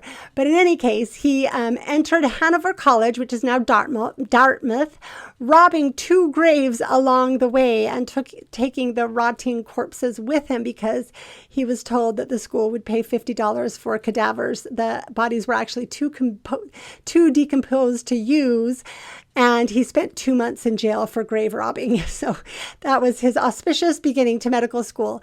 He graduated. That would not be his only time in jail. He graduated and set up his practice. A few years later, he published his first book, and then he wrote a couple of different books. I believe that this was his second book, and those who read it were positively scandalized, and Knowlton was prosecuted multiple times. One time he was fined $75, which was a pretty penny back then. Another time he was sentenced to 3 months hard labor. Interestingly, 27 years after his death, his book was reprinted in London, and the couple who published it stood trial for printing an obscene publication. So that's how scandalous it was. England was not, that's where Malthusianism was widely accepted. So it would have been far more scandalous in America than it was even in England. And that would have been about 50 years later. So, okay, I'm going to give you a brief outline of the book. It has only 4 chapters. They're called To Limit at Will the Number of Their Offspring. The second chapter is On Generation. The third is Of Promoting and Checking Conception. And the fourth is Remarks on the Reproductive Instinct. So the third chapter is the one we're mainly interested in, but I want to just share a few gems to demonstrate what really was the cutting edge medical knowledge at this time. He was the one developing this field that did not exist. So here, this is from chapter 4, Remarks on the Reproductive Instinct. He claimed, I'll summarize some of this and quote some of it. So to summarize, he claimed that sex during menstruation was likely to cause syphilis in men and vaginal infections in women. He has a weird description for them. I think that you will see going forward that those vaginal infections likely had a very different cause that we'll get to. So here I'm quoting, in case of pregnancy, a temperate gratification for the first 2 or 3 months may be of no injury to the woman or the coming offspring, but it ought to be known that the growth of the fetus in utero may be impaired, and the seeds of future bodily infirmity and mental imbecility of the offspring may be sown by much indulgence during pregnancy, especially when the woman experiences much pleasure in such indulgences. So I could give so many more examples. They didn't have a lot of knowledge in these fields. But I guess I'm not trying to mock. I mean, at least he was trying to create the field. Just we need to be aware that when we're saying just because it was a long time ago doesn't mean that they didn't know what we know now. We need to think more critically about those claims. So, okay, now going to chapter 3 of Promoting and Checking Conception. He starts by listing his completely mistaken causes of infertility in women, and I'm going to read some of the treatments that he recommends. Some of it is just good general advice: exercise, eat good food, wear flannel and only flannel. But he also recommends ingesting some scales which fall from the blacksmith's anvil, or some still filings which may be put into old cider or wine. Cider is best. And after standing a week or so, as much as may be taken 2 or 3 times a day, as much be taken 2 or 3 times a day as can be borne without disturbing the stomach. So if you're suffering with infertility, there's an option you can try. He also offers a list of highly concerning herbal treatments. Let's see, and he says they can be regularly pursued for months if necessary until the system be brought into a vigorous state. I didn't read his causes of infertility, but they're quite hysterical. Anyone who wants to read it, I had a lot of fun reading it. So I have to say that with his herbal remedies, I like herbs. I use them. I like natural healing, but even I find these extremely worrisome. The mildest thing he offers is 1 or 2 or even more heaping teaspoons of cayenne every day. That's a lot. Others are far worse, including spirits of ammonia, which is an ammonia-based smelling salts. He says to take that orally 3 times a day, daily, for months, and it might chance to offend the stomach. He gives you that forewarning. Okay, he also recommends bleeding. So, yep, keep in mind, good old medieval bloodletting was still the go-to at this time, still the foremost cure that doctors relied on. Bloodletting, bleeding, this was where medical knowledge was. We can't say, hey, they were just like us. What, are you arrogant? Do you have some kind of modern pride to not think they knew everything that we know? Okay, let's see what else he said. A third medicine for arousing the genital organs is tincture of flies. Believe it or not, this one is even worse than it sounds, a lot worse. So I looked it up and I'm going to tell you some information about tincture of flies, or tincture of Spanish fly. Spanish fly is actually the blister beetle. It's called that because if it touches your skin, it causes blisters. It would be dried and crushed into a metallic green powder that when swallowed, a person would experience a burning sensation in the throat and stomach, have difficulty swallowing, experience nausea and abdominal pain, vomit blood-stained material, feel an intense thirst, and have diarrhea with traces of blood and mucus.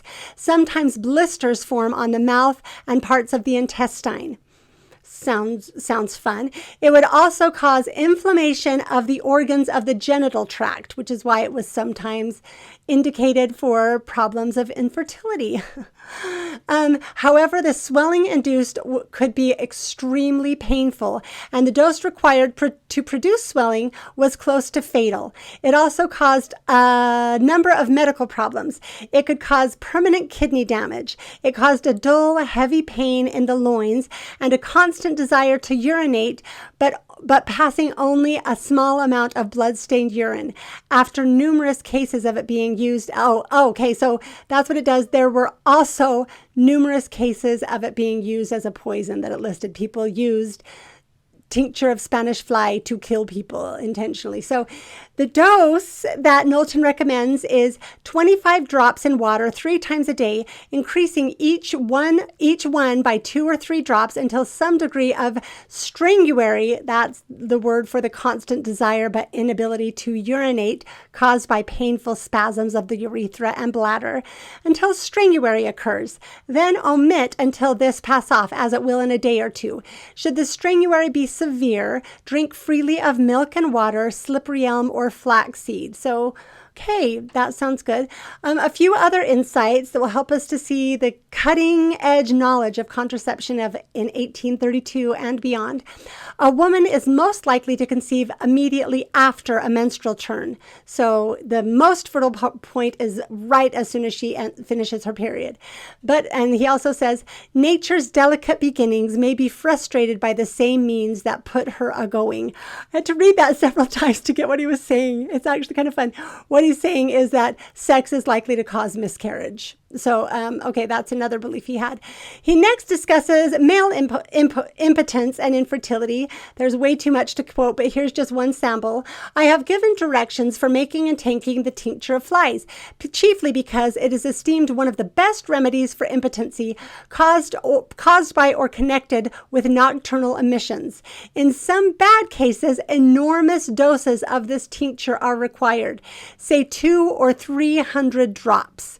Remember, 25 drops was more than enough to cause strangury, which could lead to death. So I guess though, if you were dead, your wet dreams would be cured. So maybe it was effective in that way. It's bizarre. Now we'll go on to his discussion of contraception.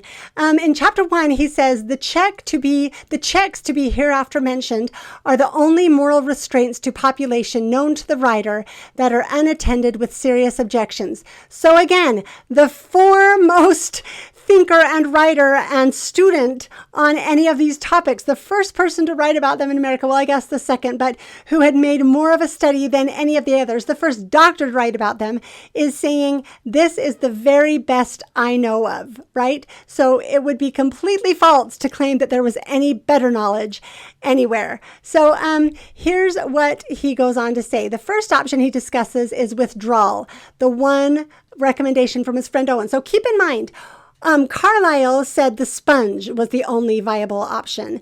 Owen said, nope, sponge doesn't work. Withdrawal is the only viable option. Now we have Carlisle. These are all within just, I guess, 2 years of each other. And then the next year, we have Carlisle saying, nope, sponge doesn't work. Withdrawal doesn't work. I'm going to give you the only viable option. So I guess in a way, knowledge was progressing quite quickly because all of these ideas were not good ideas. So he does not recommend withdrawal at all. He says he goes on extensively to talk about how it can be harmful to health and well-being.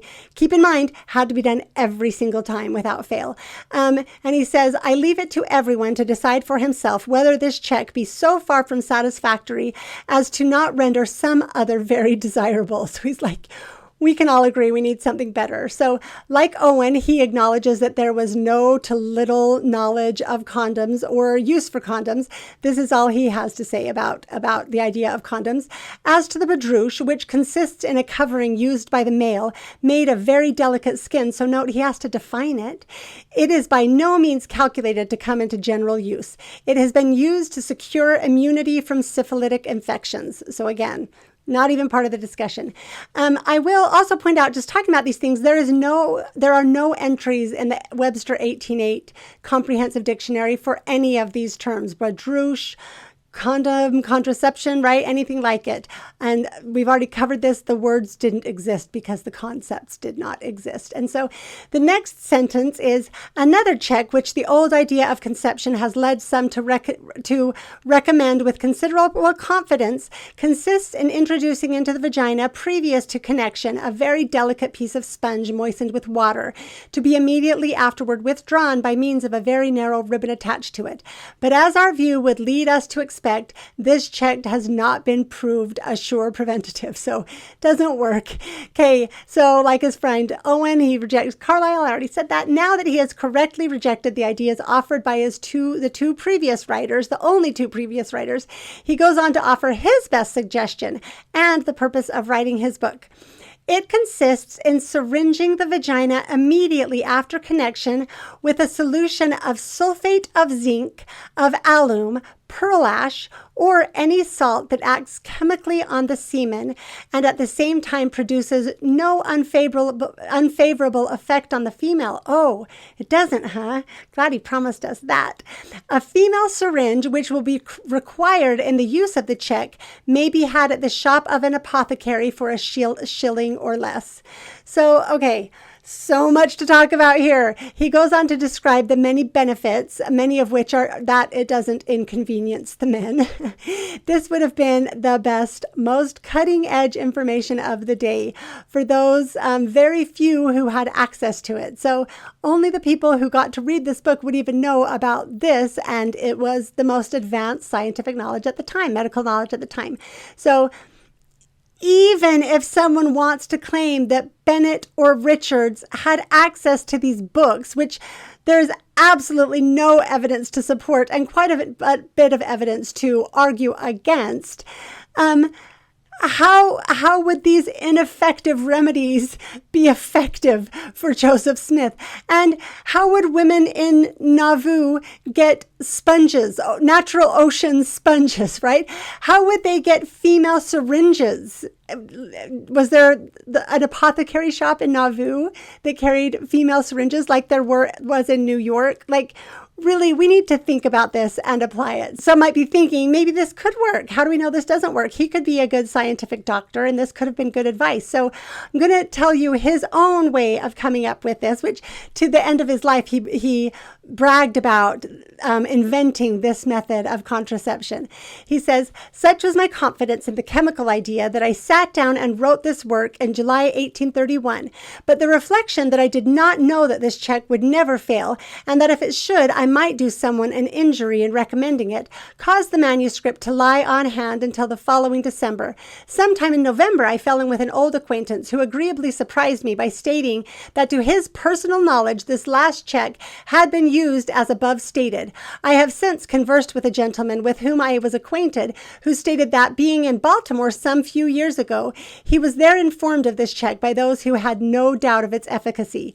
So again, like the two previous writers whose ideas were wrong and completely unscientific, he talked to someone who said people used it, and he talked to someone else who had talked to someone who felt sure that it would work. That's the level of the evidence for this. So from what has as yet fell under my observation, I am not warranted in drawing any conclusion. So he admits that he has no experience to claim that this is effective. I can only say that I have never known it to fail. He doesn't tell how many times he's used it.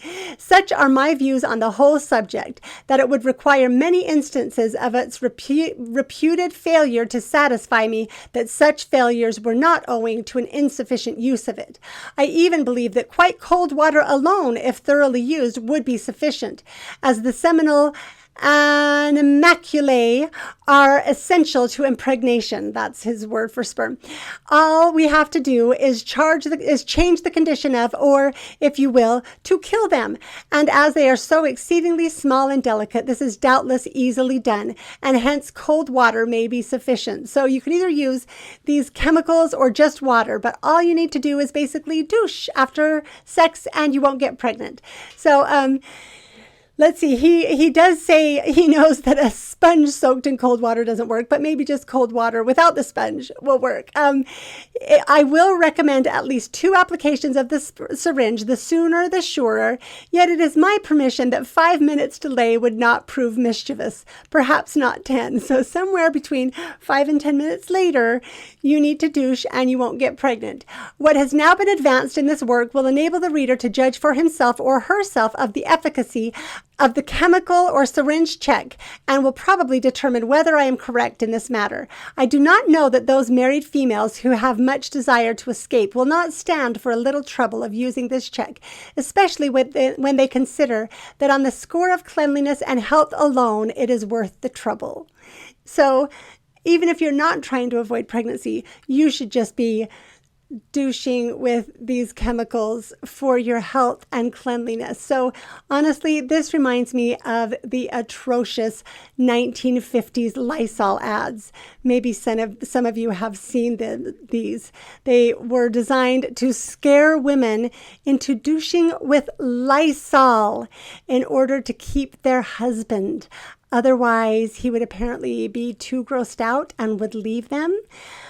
I have no idea what kind of sick woman hater came up with this ad campaign, or how much pain and how many millions of vaginal affections it caused, but it has troubled me since I first learned of it. And it was fascinating to read somewhat similar ideas in an 1832 tract. So that kind of also shows how slow medical knowledge on women's health has been to advance. How many bad ideas have stuck around for a very long time or continually reemerged. And it's not like we have completely graduated from these struggles. I remember the ads for douches that were still running into the 1990s. Maybe some others will remember the not so fresh feeling ads from Massengill. So, we've come a long way, but we have still had a long way to go. It hasn't been very fast progress. So in case it isn't painfully obvious to everyone how both ineffective and unsafe to health these chemical douches would be. Let me just read a couple of things from current medical experts. The American College of Obstetricians and Gynecologists recommends that women avoid the practice of vaginal douching. Douching can disrupt the balance of bacteria and can alter the normal pH. This can lead to an increased risk of vaginal infections, such as yeast infections. Douching can also cause the spread of harmful bacteria further up into the reproductive tract. So that's douching in general, even with just water. Women who douche state that they do so because they believe it offers health benefits, such as cleansing, avoiding odor, and preventing pregnancy or infections. However, these beliefs are false. Douching is unnecessary, potentially harmful, and does not protect against pregnancy or against sexually transmitted diseases. Another site that had questions and answers said, does douching after sex prevent pregnancy? In bold letters, no, douching does not prevent pregnancy. Then it goes on to say, sperm swim very fast and many reach the uterus before someone even begins to douche. Also, douching can actually push sperm into the uterus. Douching also makes it more likely that you can develop a pelvic infection. So even ignoring the health problems, douching, like the suggestions before it, is out as an effective means of contraception. And so all of these men stated with certainty that their method would work, and all of them were wrong. So, okay, that gets us caught up on the publications that were written before or during Joseph Smith's life. That is a full, comprehensive understanding of the advancement of birth control in America up through the 1940s. There's just one more person we need to discuss to get us to the end of Joseph Smith's lifetime in regard to contraception in America.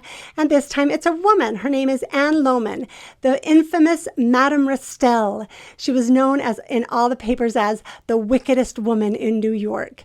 She was another British immigrant. She was born into poverty, went to work at 15 and married an alcoholic tailor at 16, immigrated with her husband to America at 19 in 1831, and their infant daughter. She was soon widowed just a few months later. Well, some sources say just a few months later, some say a few years later. So in any case, she was soon widowed and left alone with a young daughter. She struggled as a seamstress to try to get by. Around 5 years later, she married Charles Lohman, a German-Russian immigrant. So neither of them were American. These ideas were all imported from abroad.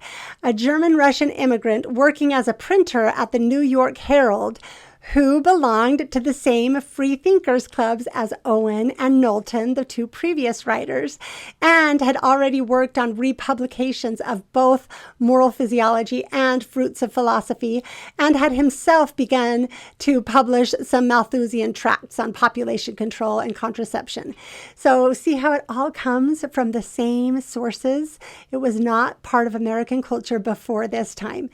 Charles encouraged Anne to set up shop as a self-professed healthcare provider, offering the very first contraceptives in America. So she had no healthcare training, but this is what they did. So again, relying on the authority of the French, they invented a story of going to Europe where she trained with her made-up grandmother, a renowned French physician named Restell, and she began calling herself Madame Restell and opened shop. And she opened shop at the same time that she ran her first local newspaper ad in 1839. So recall, and this was, I think, mid-1839. By this time, the Saints had already been chased out of Missouri and were struggling to survive the malaria outbreaks in Nauvoo.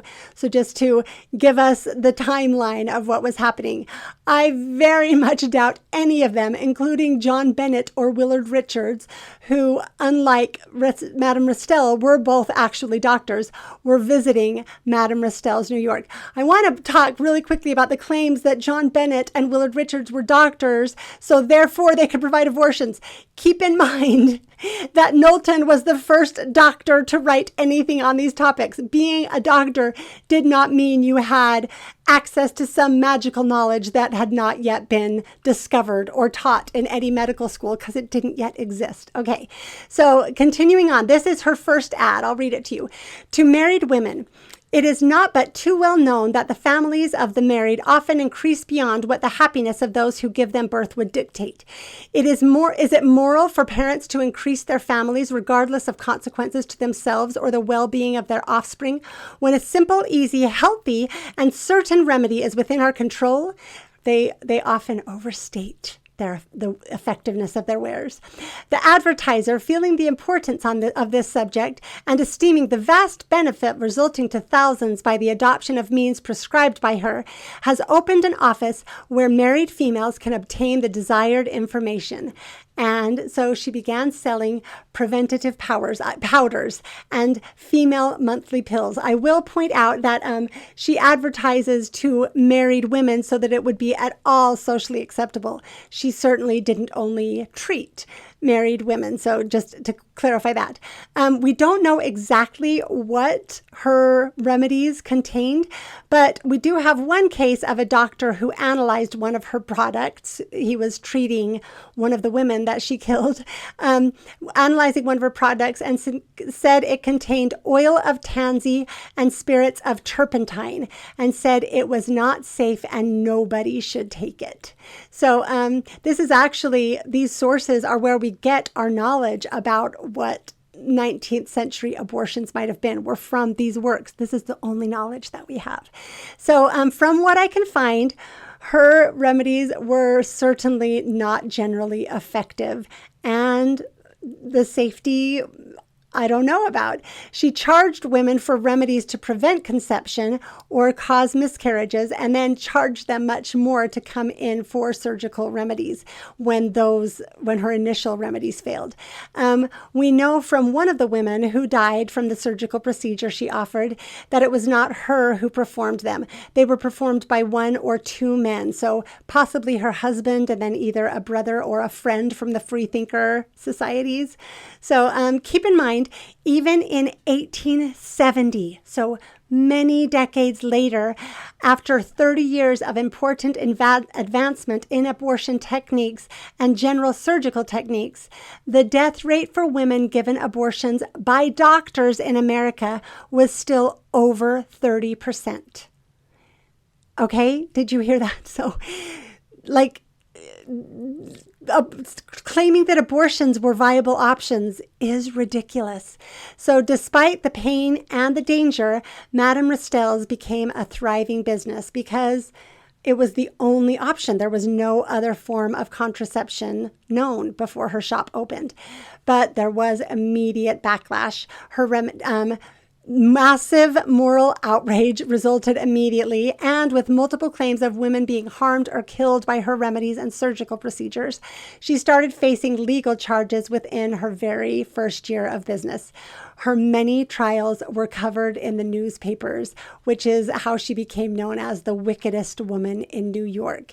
She was even listed in travel brochures. She was quite famous. Oh, she was quite infamous, I should say.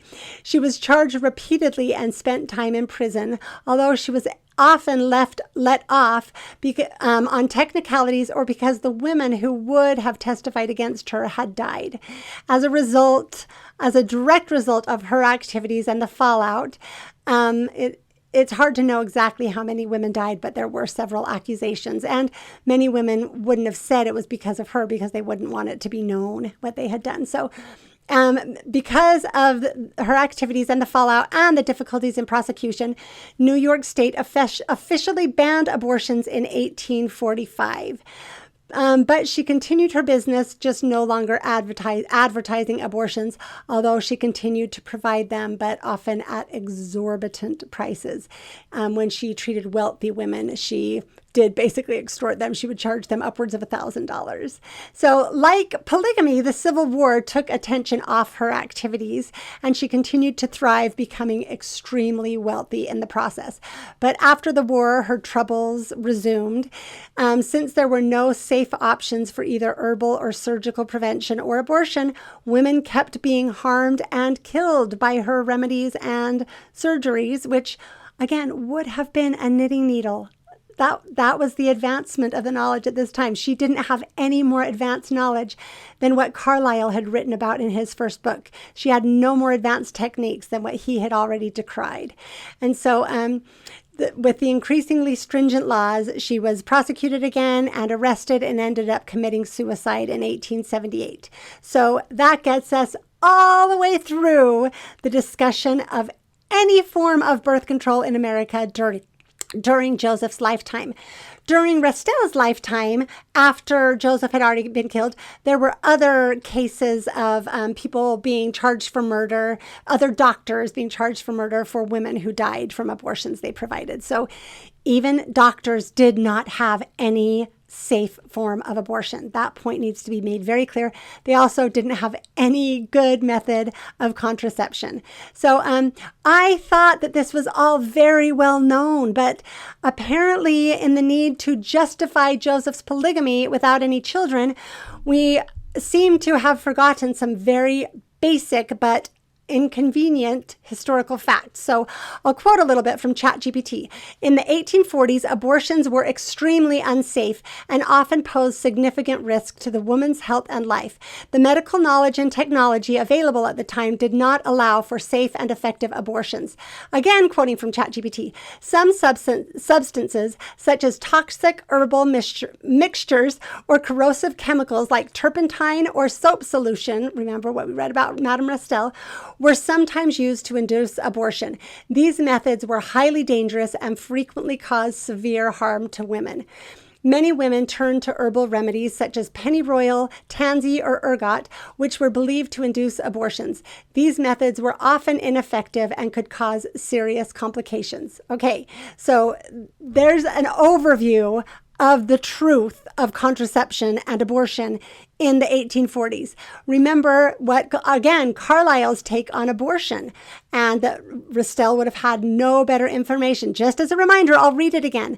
The destruction of conception has been sought by acts of violence, by breaking with a knitting needle or some similar instrument through the mouth of the womb, the bag of waters, or by doses of poisonous herbs and drugs, such as the ergot of rye, savine, or violent purgatives that injure and sometimes destroy the body of the mother in her attempt to reach that of the fetus in her womb.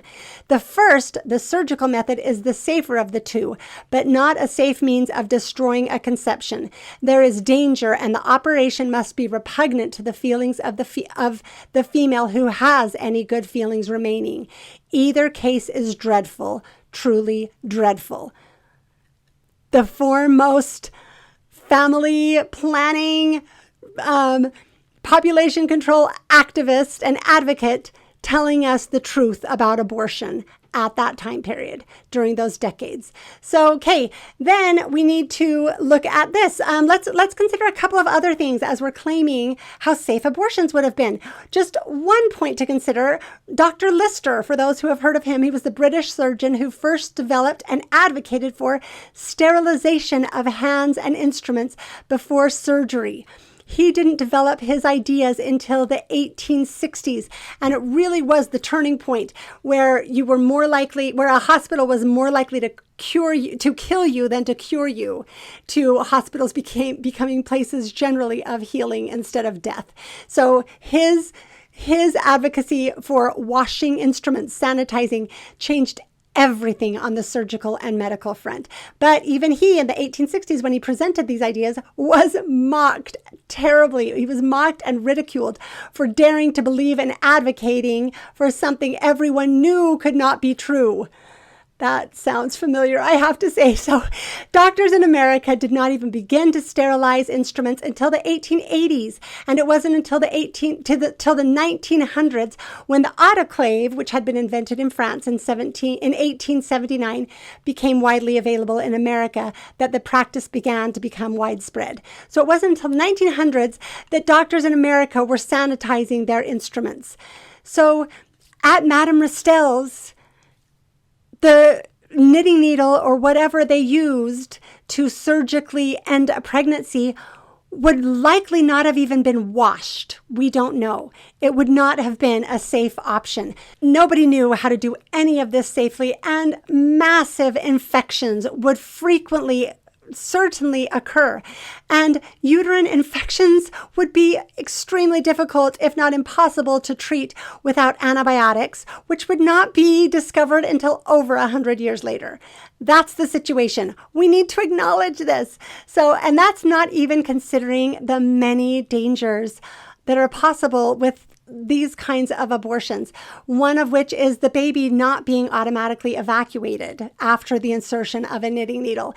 Even today, miscarriages often need to be handled with care, even when they are naturally occurring instead of intentionally caused. And so D&C's, dilation and curettage, is not an uncommon procedure for this very reason, because if everything isn't cleaned out on its own, the woman can die and very likely will die. So that brings us to another point that we absolutely need to discuss: the claim that John Bennett was providing abortions for Joseph Smith. So let's get into that.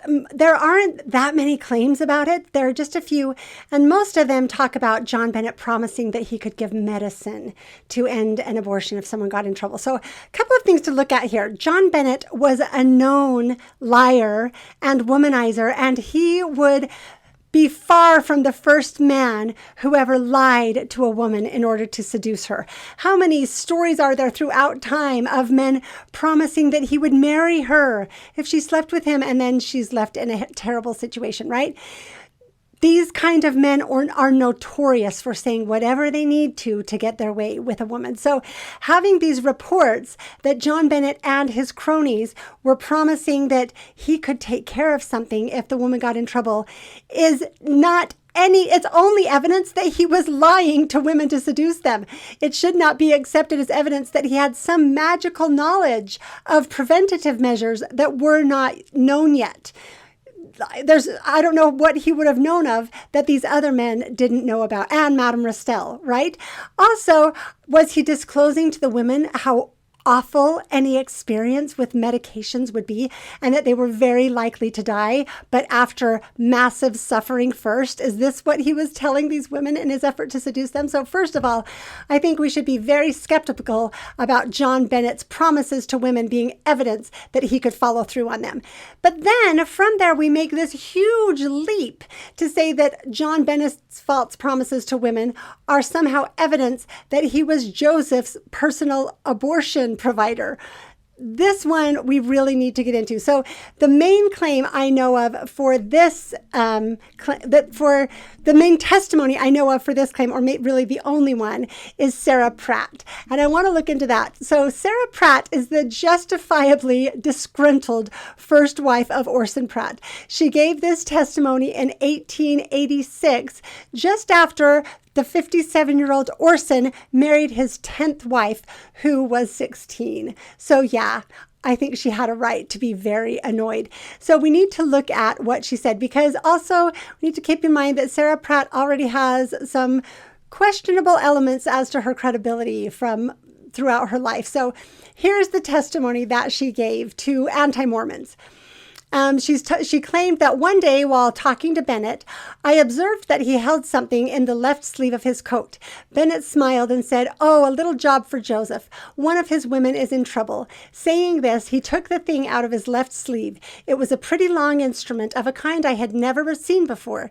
It seemed to be of steel and was crooked at one end.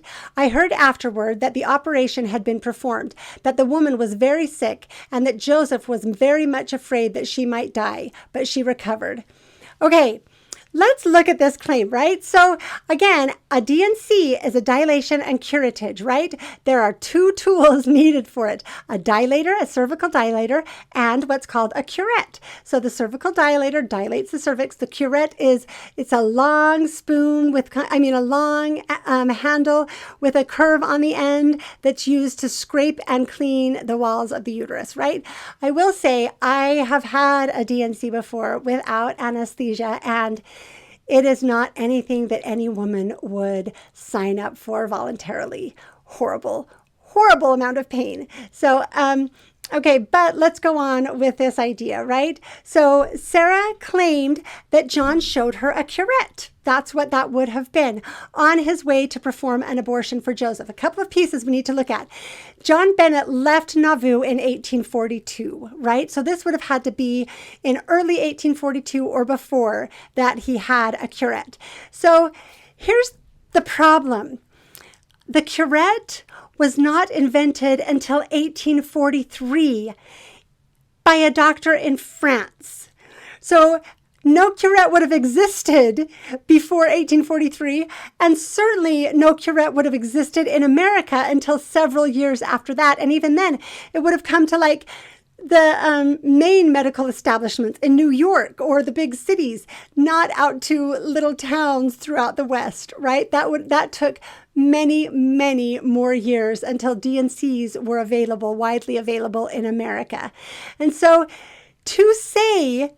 for Sarah to say that John Bennett showed her a curette completely eliminates her testimony. Right there.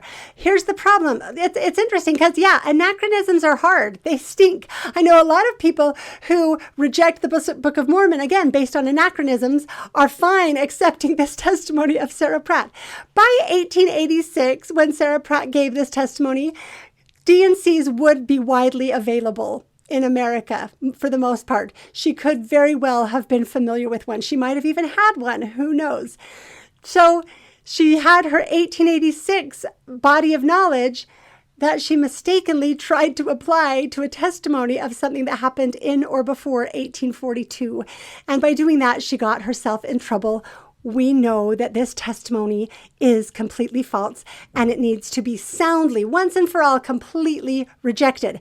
I have to say, I am actually amazed that this research hasn't been done before, that no one has looked into these claims and studied them out in this way. I guess at the same time, I'm really excited that it hasn't done before because it's really fun to get to be the one to do it. But it's amazing that we have just accepted these things without investigating them, without approaching them with any degree of critical thought, right? So can we please agree at the very least first that Sarah Pratt's testimony and the idea that John Bennett was an abortion provider for Joseph Smith needs to be completely rejected. And beyond that, the reason I have gone into such depth to really demonstrate the development of contraception in America is so we could also completely take this argument off the table. Nobody should ever say it again. It is not sound. It is not true. And my hope is that going forward, people will be embarrassed to make these claims because they have been proven utterly impossible and completely false. That's my hope. So, okay, let's go forward. There's only one more idea that we need to address in this episode, and it's the one I mentioned at the beginning, the idea that Joseph Smith was employing the rhythm method with his many wives. Since he had so many wives, he could easily sleep with a wife that wasn't fertile at the time, and that's how he could time his rendezvous in that way so that he could prevent getting any of them pregnant, and that's a possible explanation.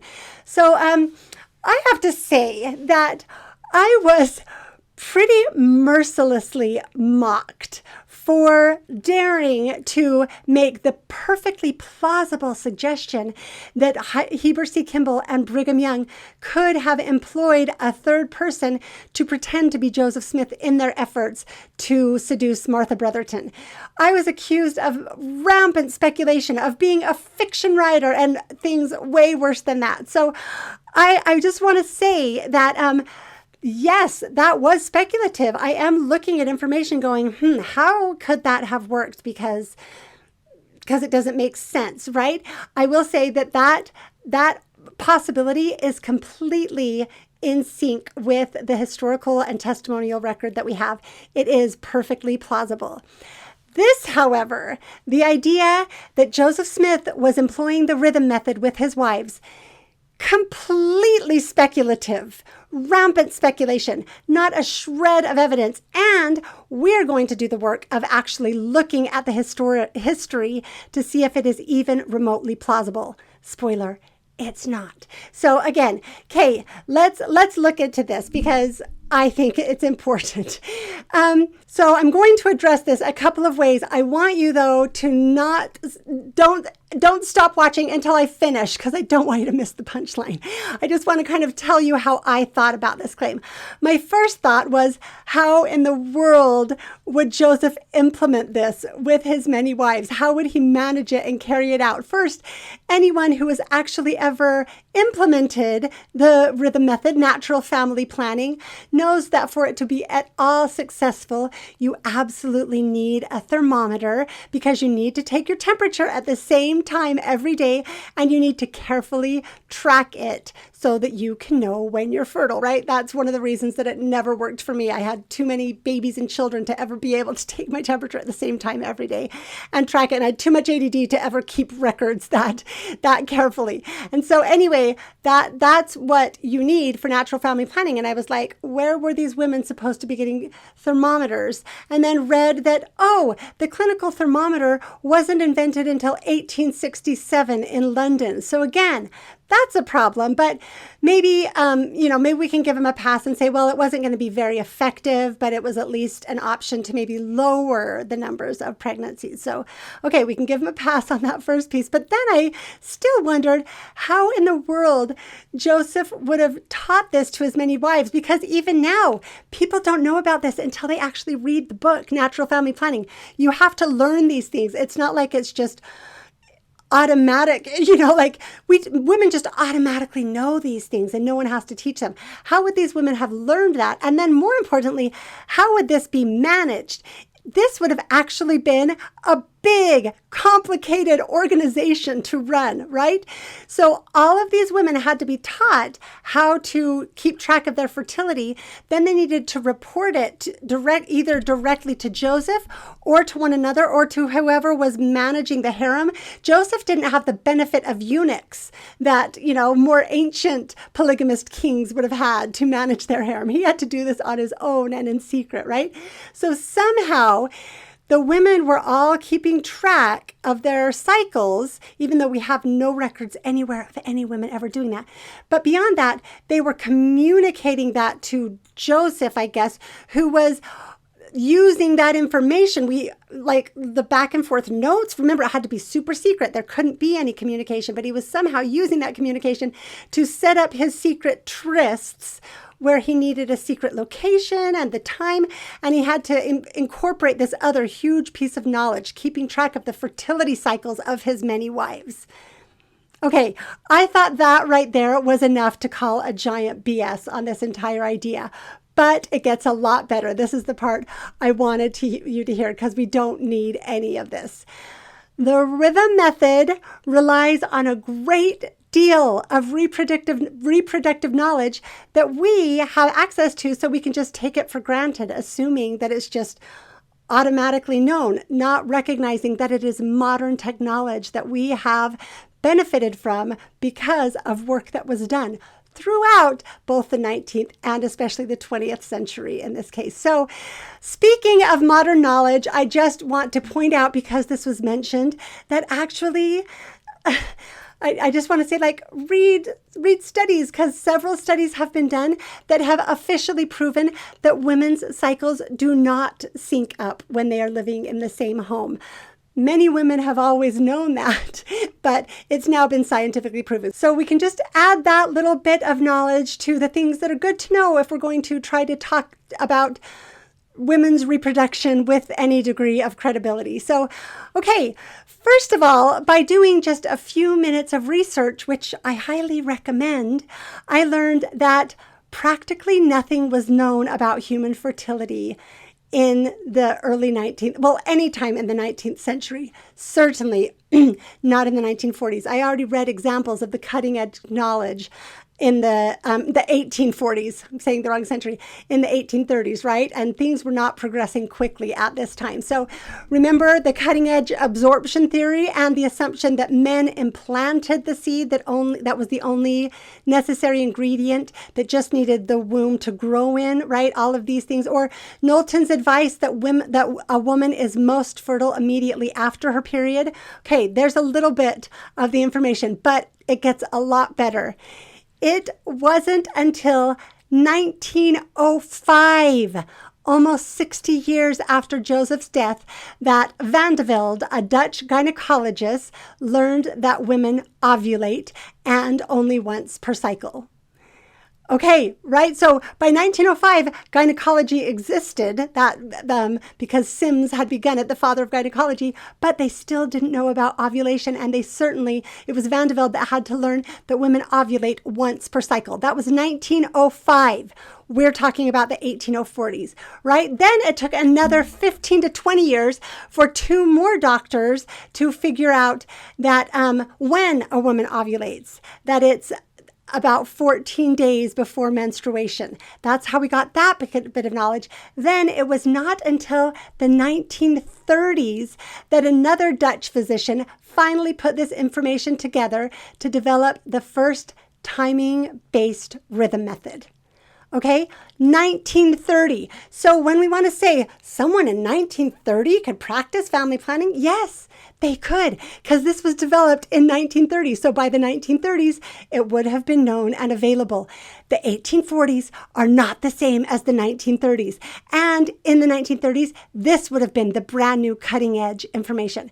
But still, it was not completely dependable, because it took a few years later a German priest to actually add the all-important component of basal body temperature, of taking and tracking the woman's body temperature to know when ovulation was likely to occur.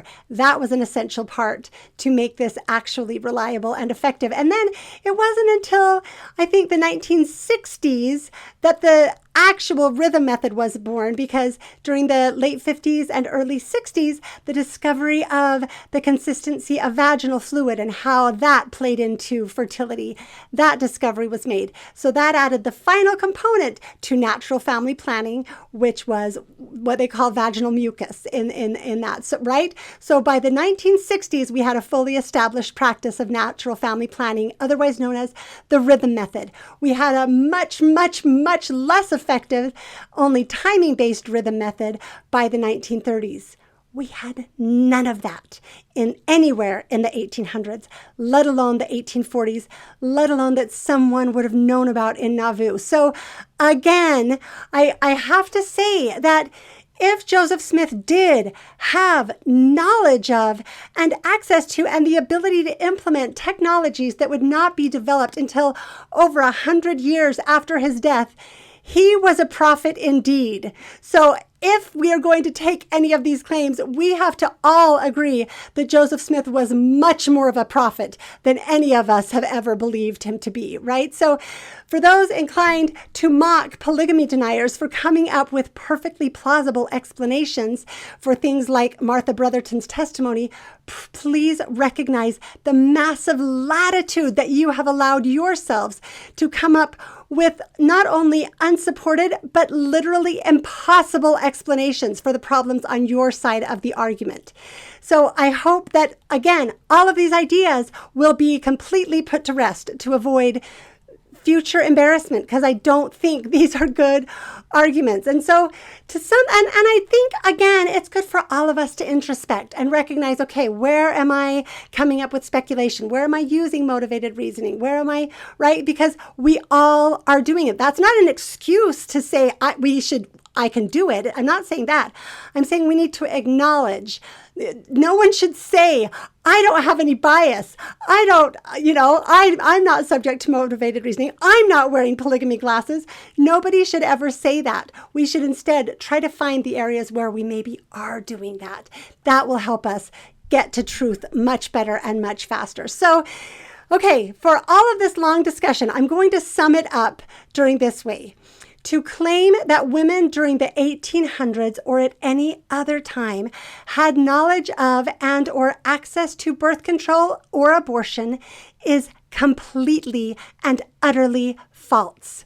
Some desperate women did try desperate measures in desperate circumstances, and as a result, there was massive suffering and a lot of death.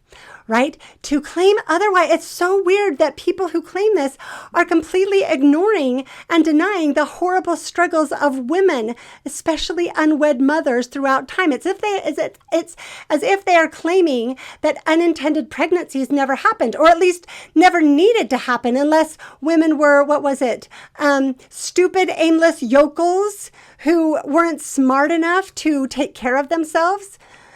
These are truly astounding claims from anyone, but especially from anyone who claims to be any sort of feminist. I am truly astonished by these claims. They need to not be made anymore, is what I would propose. And so we shouldn't need any examples to show how ridiculous this is, but I will just provide one of infinite examples.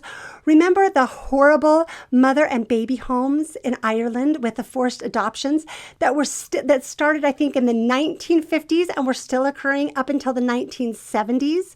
That's just one of many examples of the reality of unintended pregnancies, right? The reality of lack of access to contraception and birth control, and the suffering that has caused in many circumstances, which is why marriage and morality were held as such high ideals.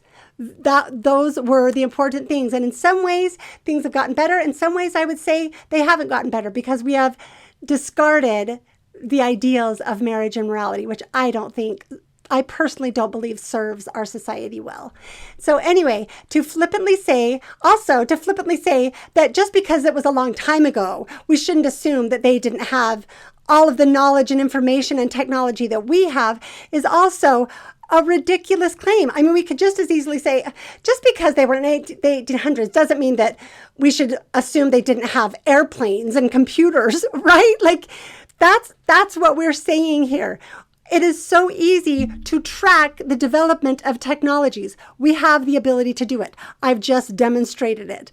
We don't need to rely on these speculations that are completely unresearched and impossible. So to really drive this home, I want to give one more example. Let's consider this.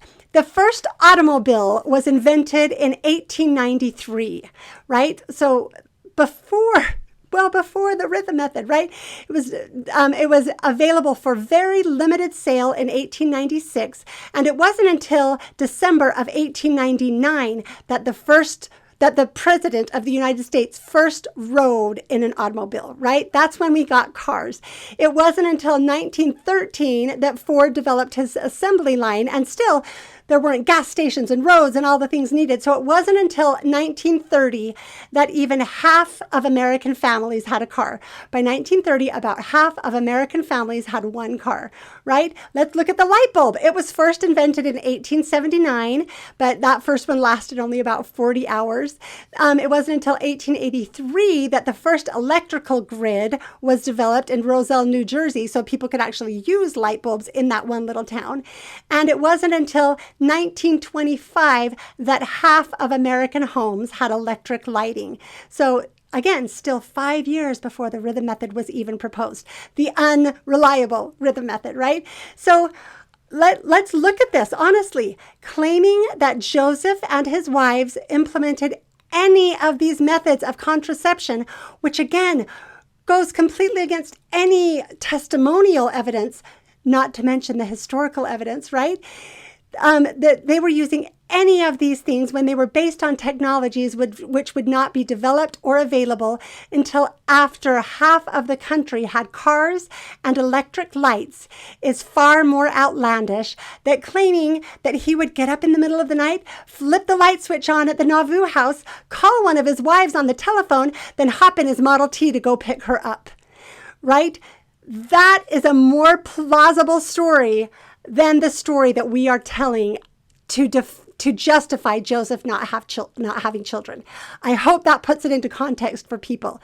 It is absolutely ridiculous and completely impossible. And then on top of it, we could claim that, well, of course they would have access to electric lights and telephones and cars. They weren't stupid, aimless yokels who weren't smart enough to employ basic technologies. Those are the claims that were just made to justify Joseph not having children. So I hope, please tell me that everyone sees the insurmountable problem here. I don't know what to do to make it more clear. So for anyone who didn't listen to the ChatGPT episode, I'll just add, for anyone who might be wondering about other possibilities, that it wasn't until Charles Goodyear first discovered the vulcanization process, which made rubber able to hold a shape.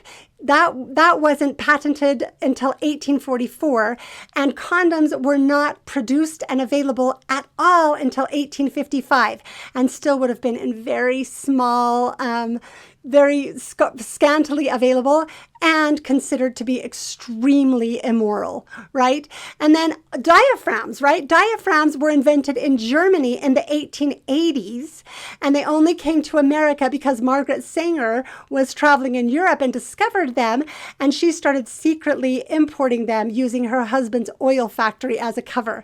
It wasn't until he opened a manufacturing company in 1825 that diaphragms were produced in America. So I welcome anyone to present any other possible methods, any other hypotheses of intentional means of preventing pregnancy. Let's talk about them, but please do the minimum amount of research to see if it's something you should even propose. So I will freely acknowledge, as I always have, that Joseph's polygamy is just a big, messy, complicated topic. That's a big part of the reason that I didn't want to get into it. It is difficult to learn enough to form any sort of informed opinion. What I think is important here is to recognize this.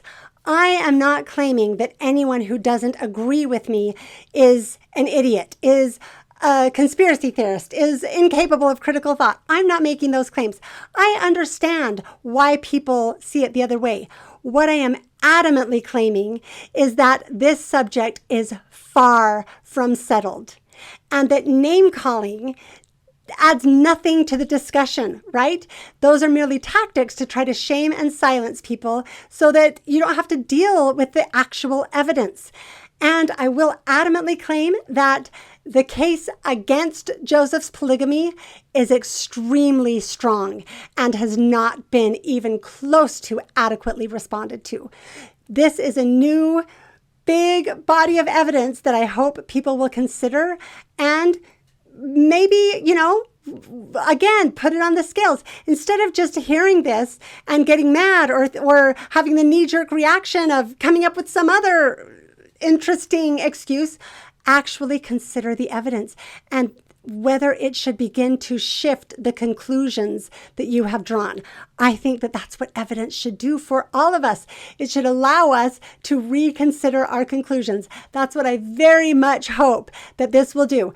And if you are just completely unable to reconsider your conclusions, at least reconsider your conclusions that people who don't believe Joseph was a polygamist are idiots, are, aimless, stupid yokels who aren't smart enough to figure things out, right? And just are completely biased and ignorant and conspiracy theorists. That is the part of the conversation that absolutely needs to end.